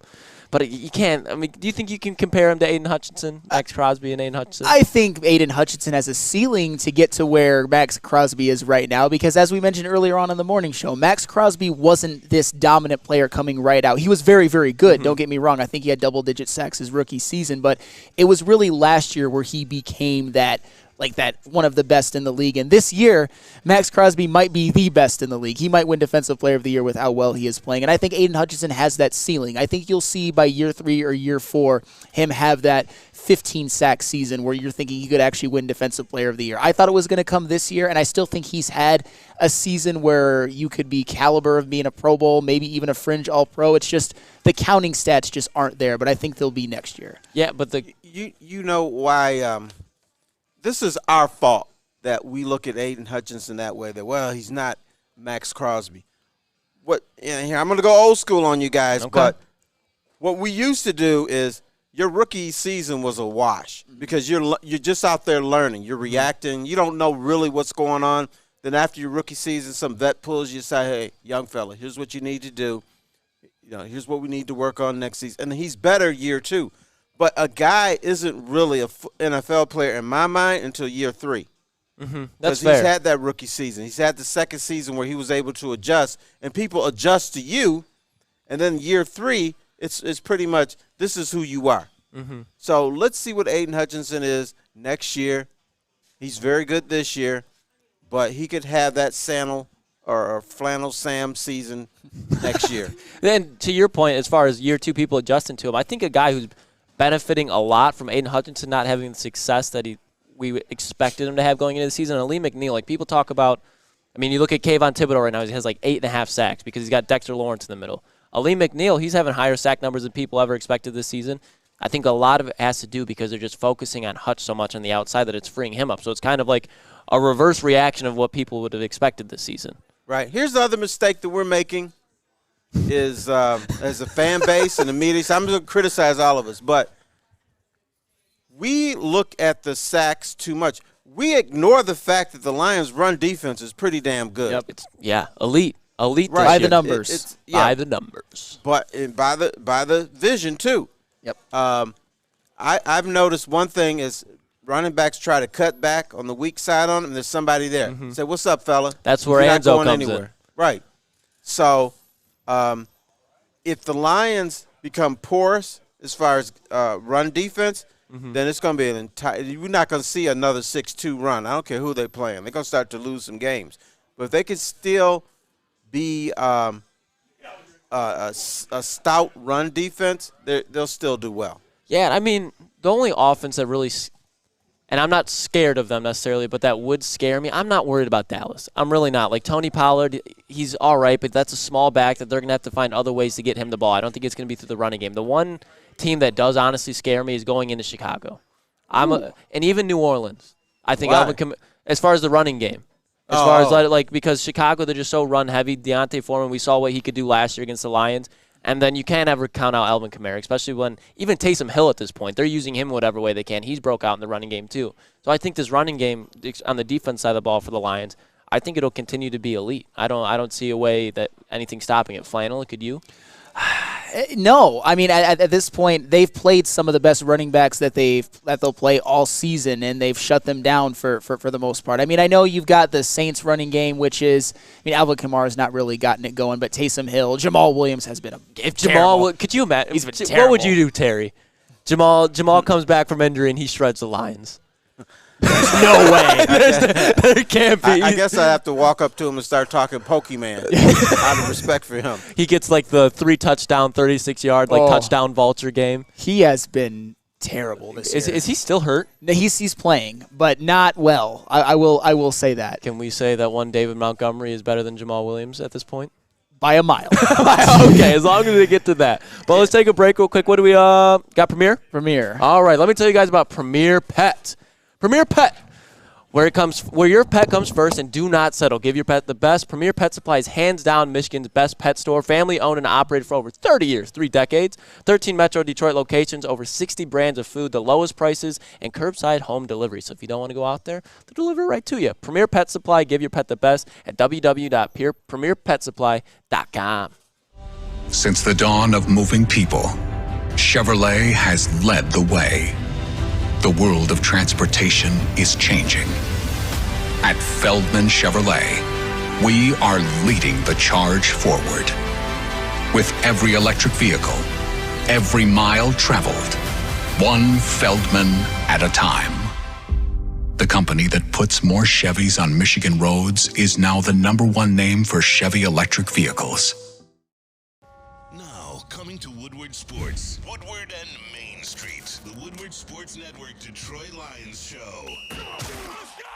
Catch Gabrielle D. Phillips, Matt Broder, and Terry Foster for all the latest news on your Detroit Lions every week. Only on the Woodward Sports Network YouTube channel and woodwardsports.com. At work and at home, we're there with smarter security solutions. Featuring complete automation with customized alerts and more. For over 90 years, we've been the company that's been counted on to protect what matters most, all with personalized service and care. Right now, for a limited time, receive a free video device plus free installation with a new home system. Guardian Alarm. We protect Michigan. Just in time for football, Glorious Cannabis is dropping a new ice water bubble hash infused pre-roll called Honolulu Blue. It smells so good, it's like the whiff of the first playoff win in 31 years. It's a gassy, aggressive strain named in honor of Detroit football. If you haven't had one of these ice water pre-rolls, you are missing out. So smooth. Find them at Dispo Dispensary for 25% off. Check us out online at gloriouscanna.com. Welcome back to another episode of Big D Energy. Lukas, Klotz, Terry Foster, JB Smooth, and Sam Flannel on the ones and twos. We're going to do it. We're going to break the mold. We're going to stop talking Lions for a second. We're going to entertain the Big D chat. We're going to talk some Red Wings. Let's go. Terry Foster to my right. Terry, Yes. big win in Boston, or it was at home against Boston. Yep. Yeah. Huge when they were down 2-1 in the third period. The Red Wings absolutely just took off. Let Boston know that we are here. Stevie Y, the plan looks like it's going directly how we thought it would. When you look at how they played against Boston following the – because they weren't playing too hot before Boston, were they? No. So when you look at that kind of that bounce-back performance against Boston out of all the teams in the NHL, how do you feel right now about these Detroit Red Wings? All right, you're talking to the wrong guy. I never, ever look at one game in the NHL or NBA and say, that's what this team is all about. Because teams get up for teams like the Boston Bruins. Mm-hmm. And the Bruins were not going to go 82-0. So I look at the Wings as a up-and-coming team, should make the playoffs. Mm-hmm. You know, won't be a high seed, but they got up for Boston at home. I'm not going to say so what, but it's like that's what you're supposed to do. Right. I just don't get excited over things like that. So even like when you see the additions of DeBrincat and even the way that Larkin's been playing and other guys have been stepping up too, who do you think has impressed you the most thus far? Because even though you're not up in arms about them, they have been playing better compared to last season. Who do you think has been the main contributor to that? I mean, the Wings needed a guy that could just all he has to do is put the puck in the net, and the Wings for these last few years could do everything but put the biscuit in the basket. And DeBrincat, to me, has been the most important guy on this team. Yeah, he's tiny, but he scores goals, and that's what this team is needed. Yeah, in the past they've had grit. The only thing they couldn't score on the power play, and they gave up too many power play goals or shorthanded goals. I think their goaltending has been mediocre. Yeah. Mo Seider is a stud. That guy can play because people will show you numbers. Well, he's not that good. Yes, he is. Watch him play. He's good. But DeBrincat is doing something that they've not been able to do in like 10 years, and that's score goals. And Flannel, before we move on, because I want to talk about a little bit, they play tomorrow at New York against the Rangers, which would be another big game. Who has impressed you I mean, DeBrink is the obvious answer, and you can double down on that one, but who's impressed you most this far? I mean, at this point, it has to be DeBrincat and Larkin, because I think what having Alex DeBrincat has done has made Dylan Larkin even better. I mean, when you look at just the numbers, because I'm a big numbers guy, as of right now, Dylan Larkin is 5th in the NHL in points with 17, and Alex DeBrincat is tied for 2nd in the NHL in goals with 9. With Alex DeBrincat on the first line, you got me thinking, and I know that maybe this isn't sustainable. Maybe they can't win a cup, but they could make the playoffs with Dylan Larkin as their 1C, and they're going to have to this year because Dylan Larkin right now is their 1C. So those two as a combination, I think this is the group on the first line that can lead this team at least to a playoff berth because, as I said before, this season is playoffs or bust. It's year 5. I want to see them get in. They don't have to win a game. They don't have to win a series, but I want to see them get into the dance because that, to me, is the next progression of this team. And I think winning that game against Boston is big in the fact that it stopped the bleeding a little bit because they had played poorly ever since their very, very hot start. They had to get it back on track, and they did. Yeah, and then I kind of mentioned before, they head tomorrow into New York against the Rangers. And I believe they're, 8-2, I believe, right now? I could be wrong. But when you talk about beating Boston, if they go into New York and beat a good Rangers team, Terry, would you be a little bit more up-tempo compared to that? I will get a little bit excited over 2, 3, 4, 5 game stretches. Okay. So, but I always look to see, okay, after they play the big teams, how do they look against the bad teams? Because that's when you level go back to earth. Yeah. And, the game is not as important. There's not as much light on you. You still have to win those games. Then that's when I get excited. But, getting back to DeBrincat, the reason this guy is so special is before this season, we heard this. Dylan Larkin cannot be the number 1 center on a playoff team or a team that wants to win or at least compete for a championship. We don't hear that talk anymore. Especially he played great against Boston. Right. We also heard, DeBrincat, he scored 40 goals 2 seasons in a row, but if he's playing next to Dylan Larkin, can he still do that? It looks like it's going to happen. Yeah, it does continue to happen. Yeah, absolutely. So that's why he's very important, and Dylan Larkin is a different guy. Mm-hmm. Especially when you got a guy like DeBrincat out there. I think it just makes everybody around you better. Right. It takes less pressure off of everybody. But Flana, when they go into New York, if they come off a big win against Boston, go into New York and come out with a big win, does that kind of – I know it's only 2 games, but those are two premier NHL franchises.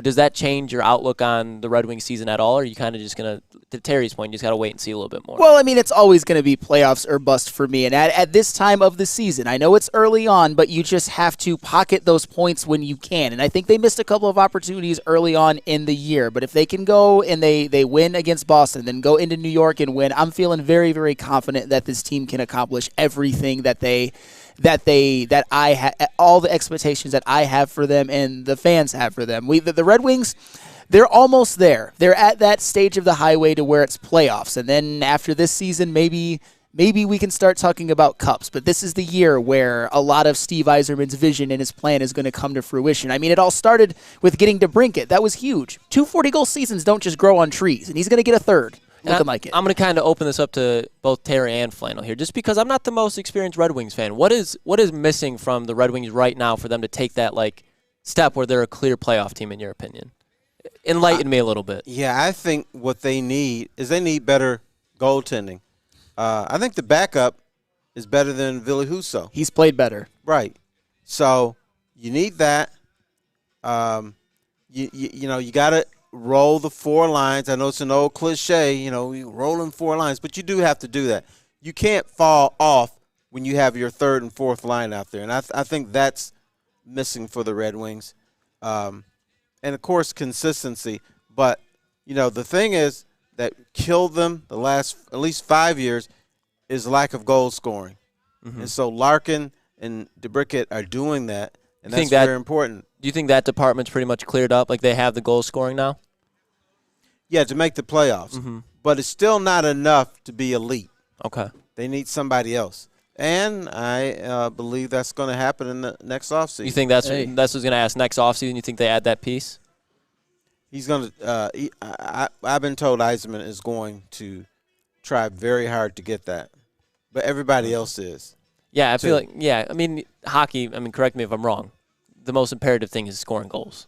That's what, if you want more than anything, it's that. Yeah, but the hockey elite will tell you that's not the case. How did Yzerman build this team? From the net on out. He got goaltending, defenseman.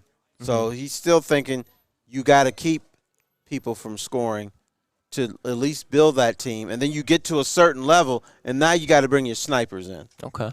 So we need to get some more snipers. Flannel, do you object to that point, or you agree whole and whole? No, I don't object to that point. I think that the goaltending is something that is a bit of a concern, especially since Ville Husso. I mean, Terry's right. James Reimer has played better so far this year, and Ville Husso has been a little bit inconsistent. I also think one of the keys to this team moving forward is the continued development of Mo Seider, who's just like continuing his progression into being one of the best defensemen in the NHL. And how about Lucas Raymond? He's another one. Great name, where we would just talk spelled about wrong. Yes, when we talk about snipers, a guy who can really develop into being a borderline star. He hasn't quite taken that leap yet, but he's played very, very well this year. And if he can be a consistent goal scorer, I think that is the key to unlocking this team to being even more than just a playoff team, maybe even winning a couple of games. We shall see. But to be clear, all I need to see is a playoff appearance. You know where you could watch that. And you know what? This year is very important for Lucas Raymond because he's going to get paid.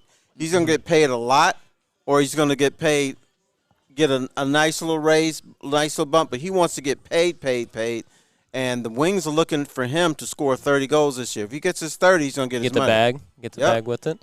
Well, the NHL, it's like it's not a bag. It's what can you call it? A wallet. A wallet? A coin purse? A coin purse. You can get yourself a little coin purse.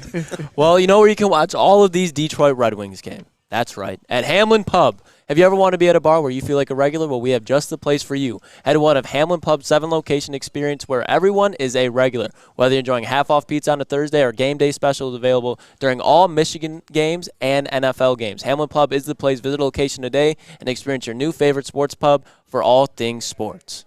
Where's the most convenient place to get that big fitness energy? It's Planet Fitness. Join today for just $1 down, $10 a month. With over 2,400 locations and equipment for every workout, you can get in, get energized, and get going. And with free fitness training and most clubs open 24 hours, everyone belongs in the judgment-free zone. So join today for $1 down, $10 a month, no commitment, cancel anytime. Deal ends Wednesday, September 13th. Join now at any Metro Detroit location. Hurry, offer ends soon.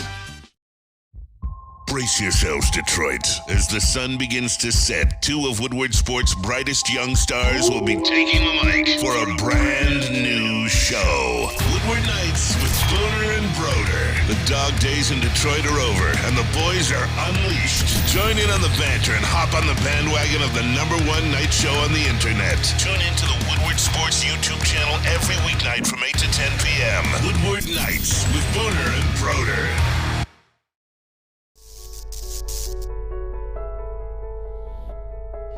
We've just received word. The world's cannabis supply has vanished. The public is outraged and has taken to the streets in response to this tragedy.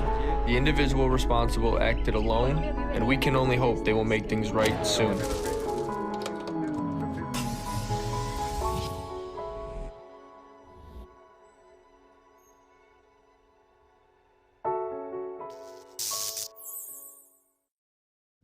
We are back, and let me tell you about where we're at right now at Feldman Chevrolet. Feldman Chevrolet, Detroit's #1 Chevy dealer with 18 locations, where there's a Feldman dealership almost in your backyard. Visit feldmanauto.com to find the location nearest you. Since 1996, Feldman Automotive has been driving and to provide a fast, consistent, and first-class car and a buying experience called the Feldman Advantage. Catch Woodward Sports live from Feldman every other Monday in Novi.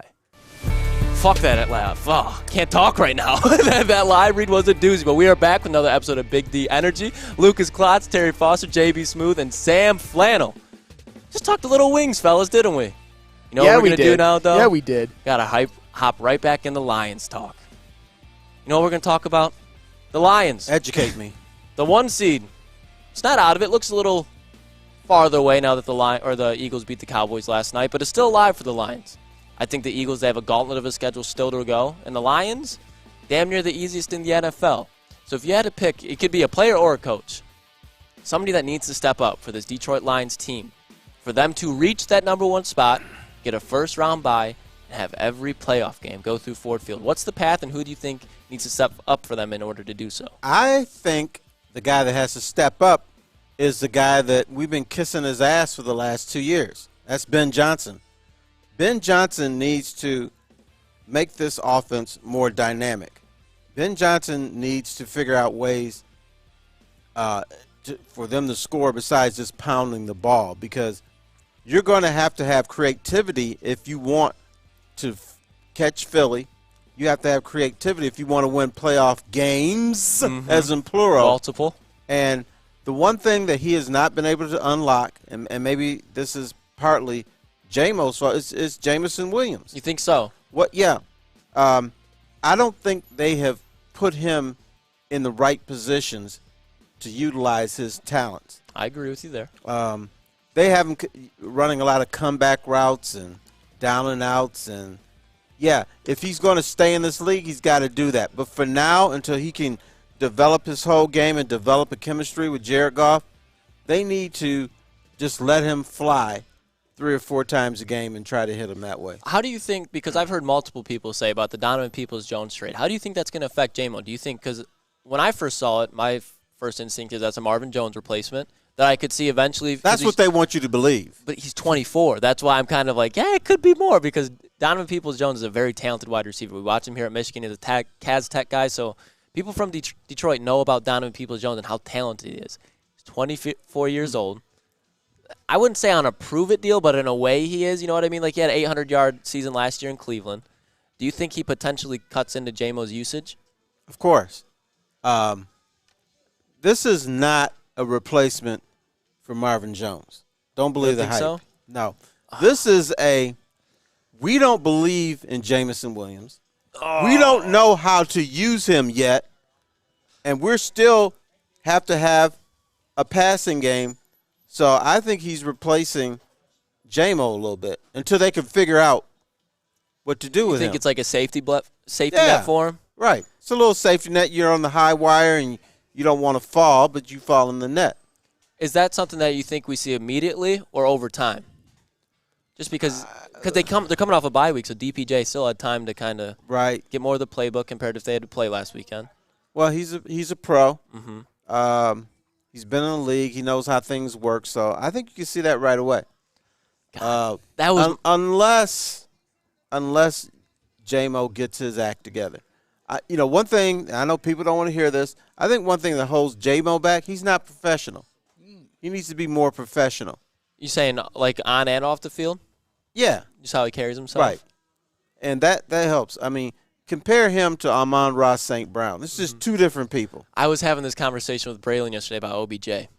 And Braylon was not having it because OBJ catches a 6, and I'm not saying J-Mo and OBJ are the same, but I'm just using it for the sake of the conversation. Like, every time OBJ catches a 6-yard slant, it's like a movie after the play. Like, he's just throwing his arms around it. It's like, dude, if Amon-Ra St. Brown is catching 97 out of 100 passes thrown his way, and he'll give a little every now and then, but it's just, I get what you're saying. It feels like it's almost as like a little insight into how their perspective on their job is, if that makes sense. They don't take it as serious compared to like the Amon-Ra St. Browns. Right. But we live in a society where if you do outlandish things, you get noticed. Amon-Ra St. Brown, he doesn't do anything crazy. Mm-hmm. He's a professional. He goes out there, catches the ball, and then he runs off the field or does and gets ready for the next play. OBJ had the blonde streak hair. He had the one-handed pass. And I didn't even mind OBJ that time because he backed it up a little bit. Right, but that's how we knew. And he played in New York. Mm-hmm. So you put all those things together, and then this guy doesn't play like a superstar, but he's a superstar. That's the way we view him. Amon-Ra St. Brown does more, but we view him as being less. Yeah. And that's not true. Yeah, and I don't think it's fair either. But you said J-Mo needs to step up, and it's definitely not a bad pick because you think about for this offense to reach its ceiling, if Jamison Williams is playing like Ben that, Johnson who's needs stopping to that? figure out how to make him step out. For instance, I have a concept. Why not move this guy around, hide him sometimes on offense, and then let him go. He's running, he's pretty much in the same position. He doesn't really move around. So that tells me we don't know how to use this guy.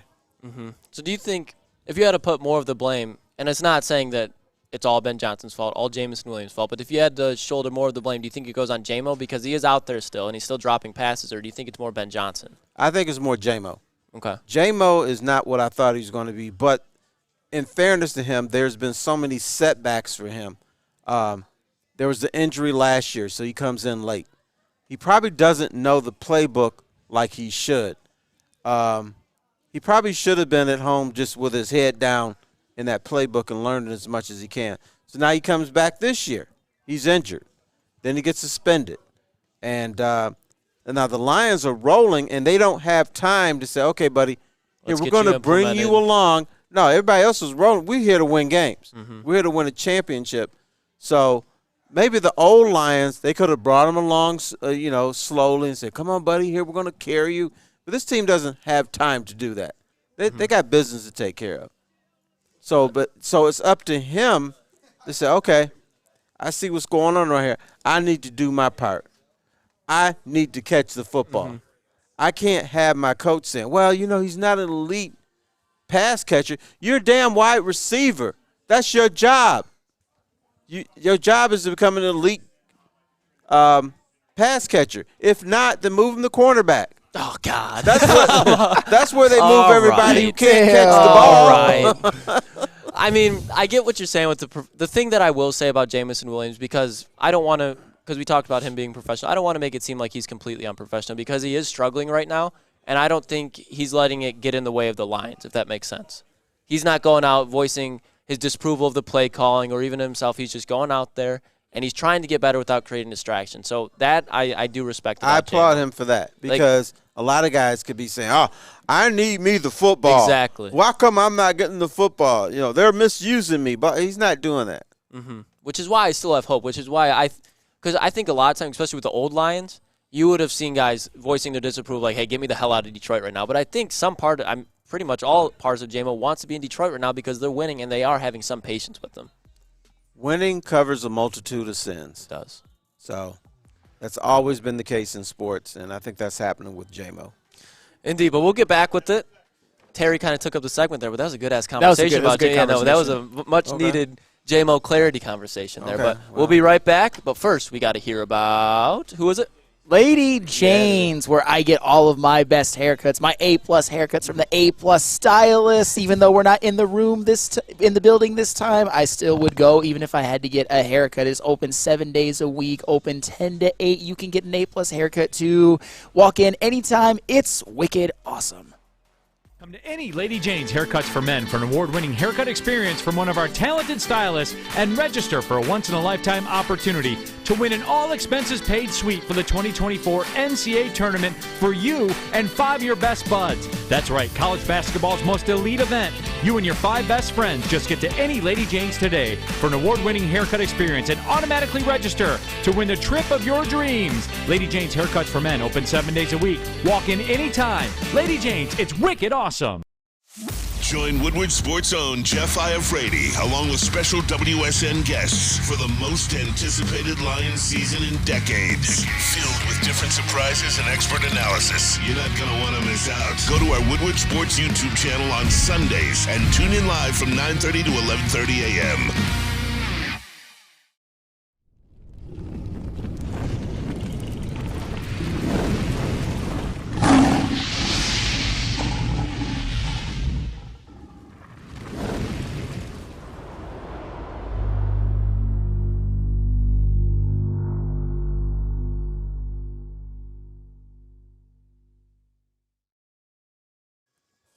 When buying or selling real estate, guess what? Flexibility and control over the sale process is key.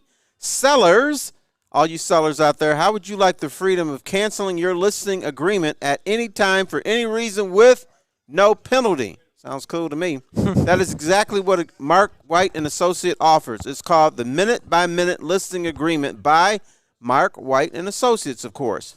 Try Mark White's risk-free minute-to-minute listing agreement today. Looking to buy or sell real estate? Visit Mark White Sales.com or call MarkWhiteSales.com, where flexibility meets success, or you can call 248-290-8242. All right, we are back with another episode of Big D Energy. Lukas Klotz, the legend, Terry Foster, JB on the ones and twos, along with Sam Flannel. And Terry just gave his very well thought out. I think it was a little soliloquy. It was critical, but it was fair. I don't think you were overboard on anything there about why you think Jamison Williams need to step up for the Lions to reach that number 1 seed potential. And I'm going to kind of answer it up. But meanwhile, in the chat, if you guys have any questions, we'll kind of open up like a mailbag. If you have any stories you want to hear from Terry, make sure you drop in the comments. But while we do that, I kind of want to elaborate on the player I think the Lions need to step up to get to that number 1 seed. And this is not saying that this player has been playing bad. And my player is Brian Branch. Brian Branch, I feel like, has had a hell of a rookie season. I don't think there's anything you can discredit him for. He's played a very sound game. I know he looked somewhat rough against Baltimore. Everybody wants to scream about that touchdown that Lamar Jackson had 10 seconds on, rolled out of the pocket and found Nelson Aguilar. Brian Branch was in the vicinity, but that's on the defensive line for not getting pressure to the quarterback. If Brian Branch can go back to how he was playing again, he has not been playing bad, but he was playing elite to the first couple games of this season. If he can go back to being that playmaker, the dominant playmaker, I think that is what really helps this offense or this defense take that next step, and that's what gets them the number 1 seed. Because I think offensively the Lions are fine. I think where the question marks come is on the defensive side of the ball, and they didn't make any moves on the defensive side of the ball for the trade deadline. So that's fine. It is what it is. Would have liked to see one, but now I think you watch Chase Young, you watch Kevin Byard, you watch Leonard Williams and Frank Clark. Those are all guys that are going to step up. The Lions can get C.J. Gardner-Johnson back in the playoffs. But until then, I think there's a guy that needs to step up in the playmaking department. Hutch is having a hard time right now. And I think a lot of that, you can look towards the other guys on the defensive line as well. You cannot put all that blame on Hutch. But a guy that kind of is in control of his own situation, being at that nickelback spot, is Brian Branch. And he was a playmaking force. You got Justin Herbert. And the game that I can't wait to watch Brian Branch against is against New Orleans when he's going against his NFL comp, in my opinion, is Tyrann Mathieu. And Derek Carr, who's just a turnover-riddled quarterback right now.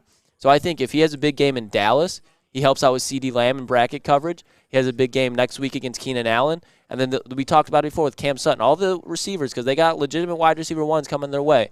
If he's able to have an imprint on them as well and in the run game, I think Brian Branch is the guy that can help elevate this team even more to what they have been. Flannel, your thoughts on that? Oh, I mean, Brian Branch is certainly a good choice because overall he's been a hell of a rookie. He's been Brad Holmes fleecing at this point for how well he's played, but he did miss some games with injuries. He started off a little slow coming back against the Ravens, but that was a total team loss. He bounced back very well against the Raiders. I would say if I had a pick of someone who needs to step up, I'm going to cheat a little bit. I'm going to go with an edge rusher opposite Aiden Hutchinson, no matter who it is. Whether it's James Houston, he comes back and maybe picks up. He's supposed to be back in December, right? Yes, and if he picks up even a little bit of where he left off last year, I think that could be big. I'd like to see one of the Okwara brothers step up. Maybe Charles Harris, maybe John Kaminsky, somebody. Harris is done. I hate to say it. Terry, do you have any objection to that? I would probably agree with that one, but that's not good, though. Can we, because we've seen Julian Okwara even been playing more, can we not, I mean, it sounds disrespectful, but is it okay to write off Charles Harris at this point? That's what we do in sports. It's okay to write him off. So you think he's done? Yeah, he's done-ish. Done-ish. And then Matt Nichols had a great question for you in the chat, if I can find it real quick. He says, mailbag, Terry, you said before the season that no free agents want to come to Detroit. Do you think that this has now changed and is going to continue to be that way after the success with this season? I think more free agents will at least go shopping and look at the Detroit Lions. This was a franchise you didn't want to come to. In fact, players would celebrate other teammates who got the hell out of here. Mm-hmm. They said, you finally arrived in the NFL. You got out. They made it out. Now you've got players in this locker room telling other players how great it is to play for Dan Campbell. These other guys see it. They want to play for this guy. I think it's going to be easier to attract free agents to the Lions. But here's the caveat. Brad Holmes may not be interested in those guys. Brad Holmes is still trying to do things on the skinny. You notice he didn't sign any big-name defensive ends. You know why? Yeah. because all these guys are going to be making $25 million a year next year. Montez Sweat just got re-signed to the Bears. Right. What was it, like 23 million? 24 and a half. 24 and a half Right. a year? He's not interested in that. No. So a free agent may call that we all want, we want this guy, and Brad Holmes might say, I'm hanging up the phone on him because I know I got to pay him $25 million. He's not interested in that yet. So now you finally reached the point where guys might want to come here, but the Lions may not be interested. So, yeah, you think the Lions will be playing with the house money at that point? Yeah. He's building things the way that a lot of fans object to. They don't like patience. They want to pay a big-name guy big money to bring him in here. But that messes up your salary cap, and it's not conducive to what Holmes and Campbell are trying to do at this point. Mm-hmm. Now, 3-4 years from now, they're going to have to do that because they're going to have to start paying their own guys, and you got to work that cap somehow. I don't know if he can do that. Maybe he can. I mean, if anybody can work the cap, it's Brad Holmes. I think we know that. Even if he doesn't, he's still drafting a steal in the second round, a steal in the third round, a steal in the fourth. He's going to continue to cook. But you can't pay guys in quarters the rest of the way. Absolutely. At some point, you got to break the bank. Right. It's just that you think they're going to wait on the exact right guy to do so. I think if they were interested in breaking the bank, they would have done it with either Sweat or Chase Young or somebody. They would have done it. But they don't want to pay these guys. Yeah, because I think the thing that a lot of people are kind of confused by was Holmes at the deadline was offering 2025 picks, not 2024. So I think he still looks at this draft as like an imperative draft to keep building the future on. And then I think the amount of cap space they have next year, do you think they cash in next year then? Knowing him, that's a tough one. Just see as it goes. He might feel he needs 5 drafts to really build this team to what he wants to be. I won't be mad at it. But we have hit that time, 1 o'clock, everybody. Already? I appreciate you sticking with us today. No Neil or D-Mac. They will both be back tomorrow in the studio. Terry, appreciate you. It was awesome working with the legend. JB, Flannel, appreciate you guys as well. But that'll be it from Big D Energy. We will catch you tomorrow, 11 to 1. Until then, have a blessed day.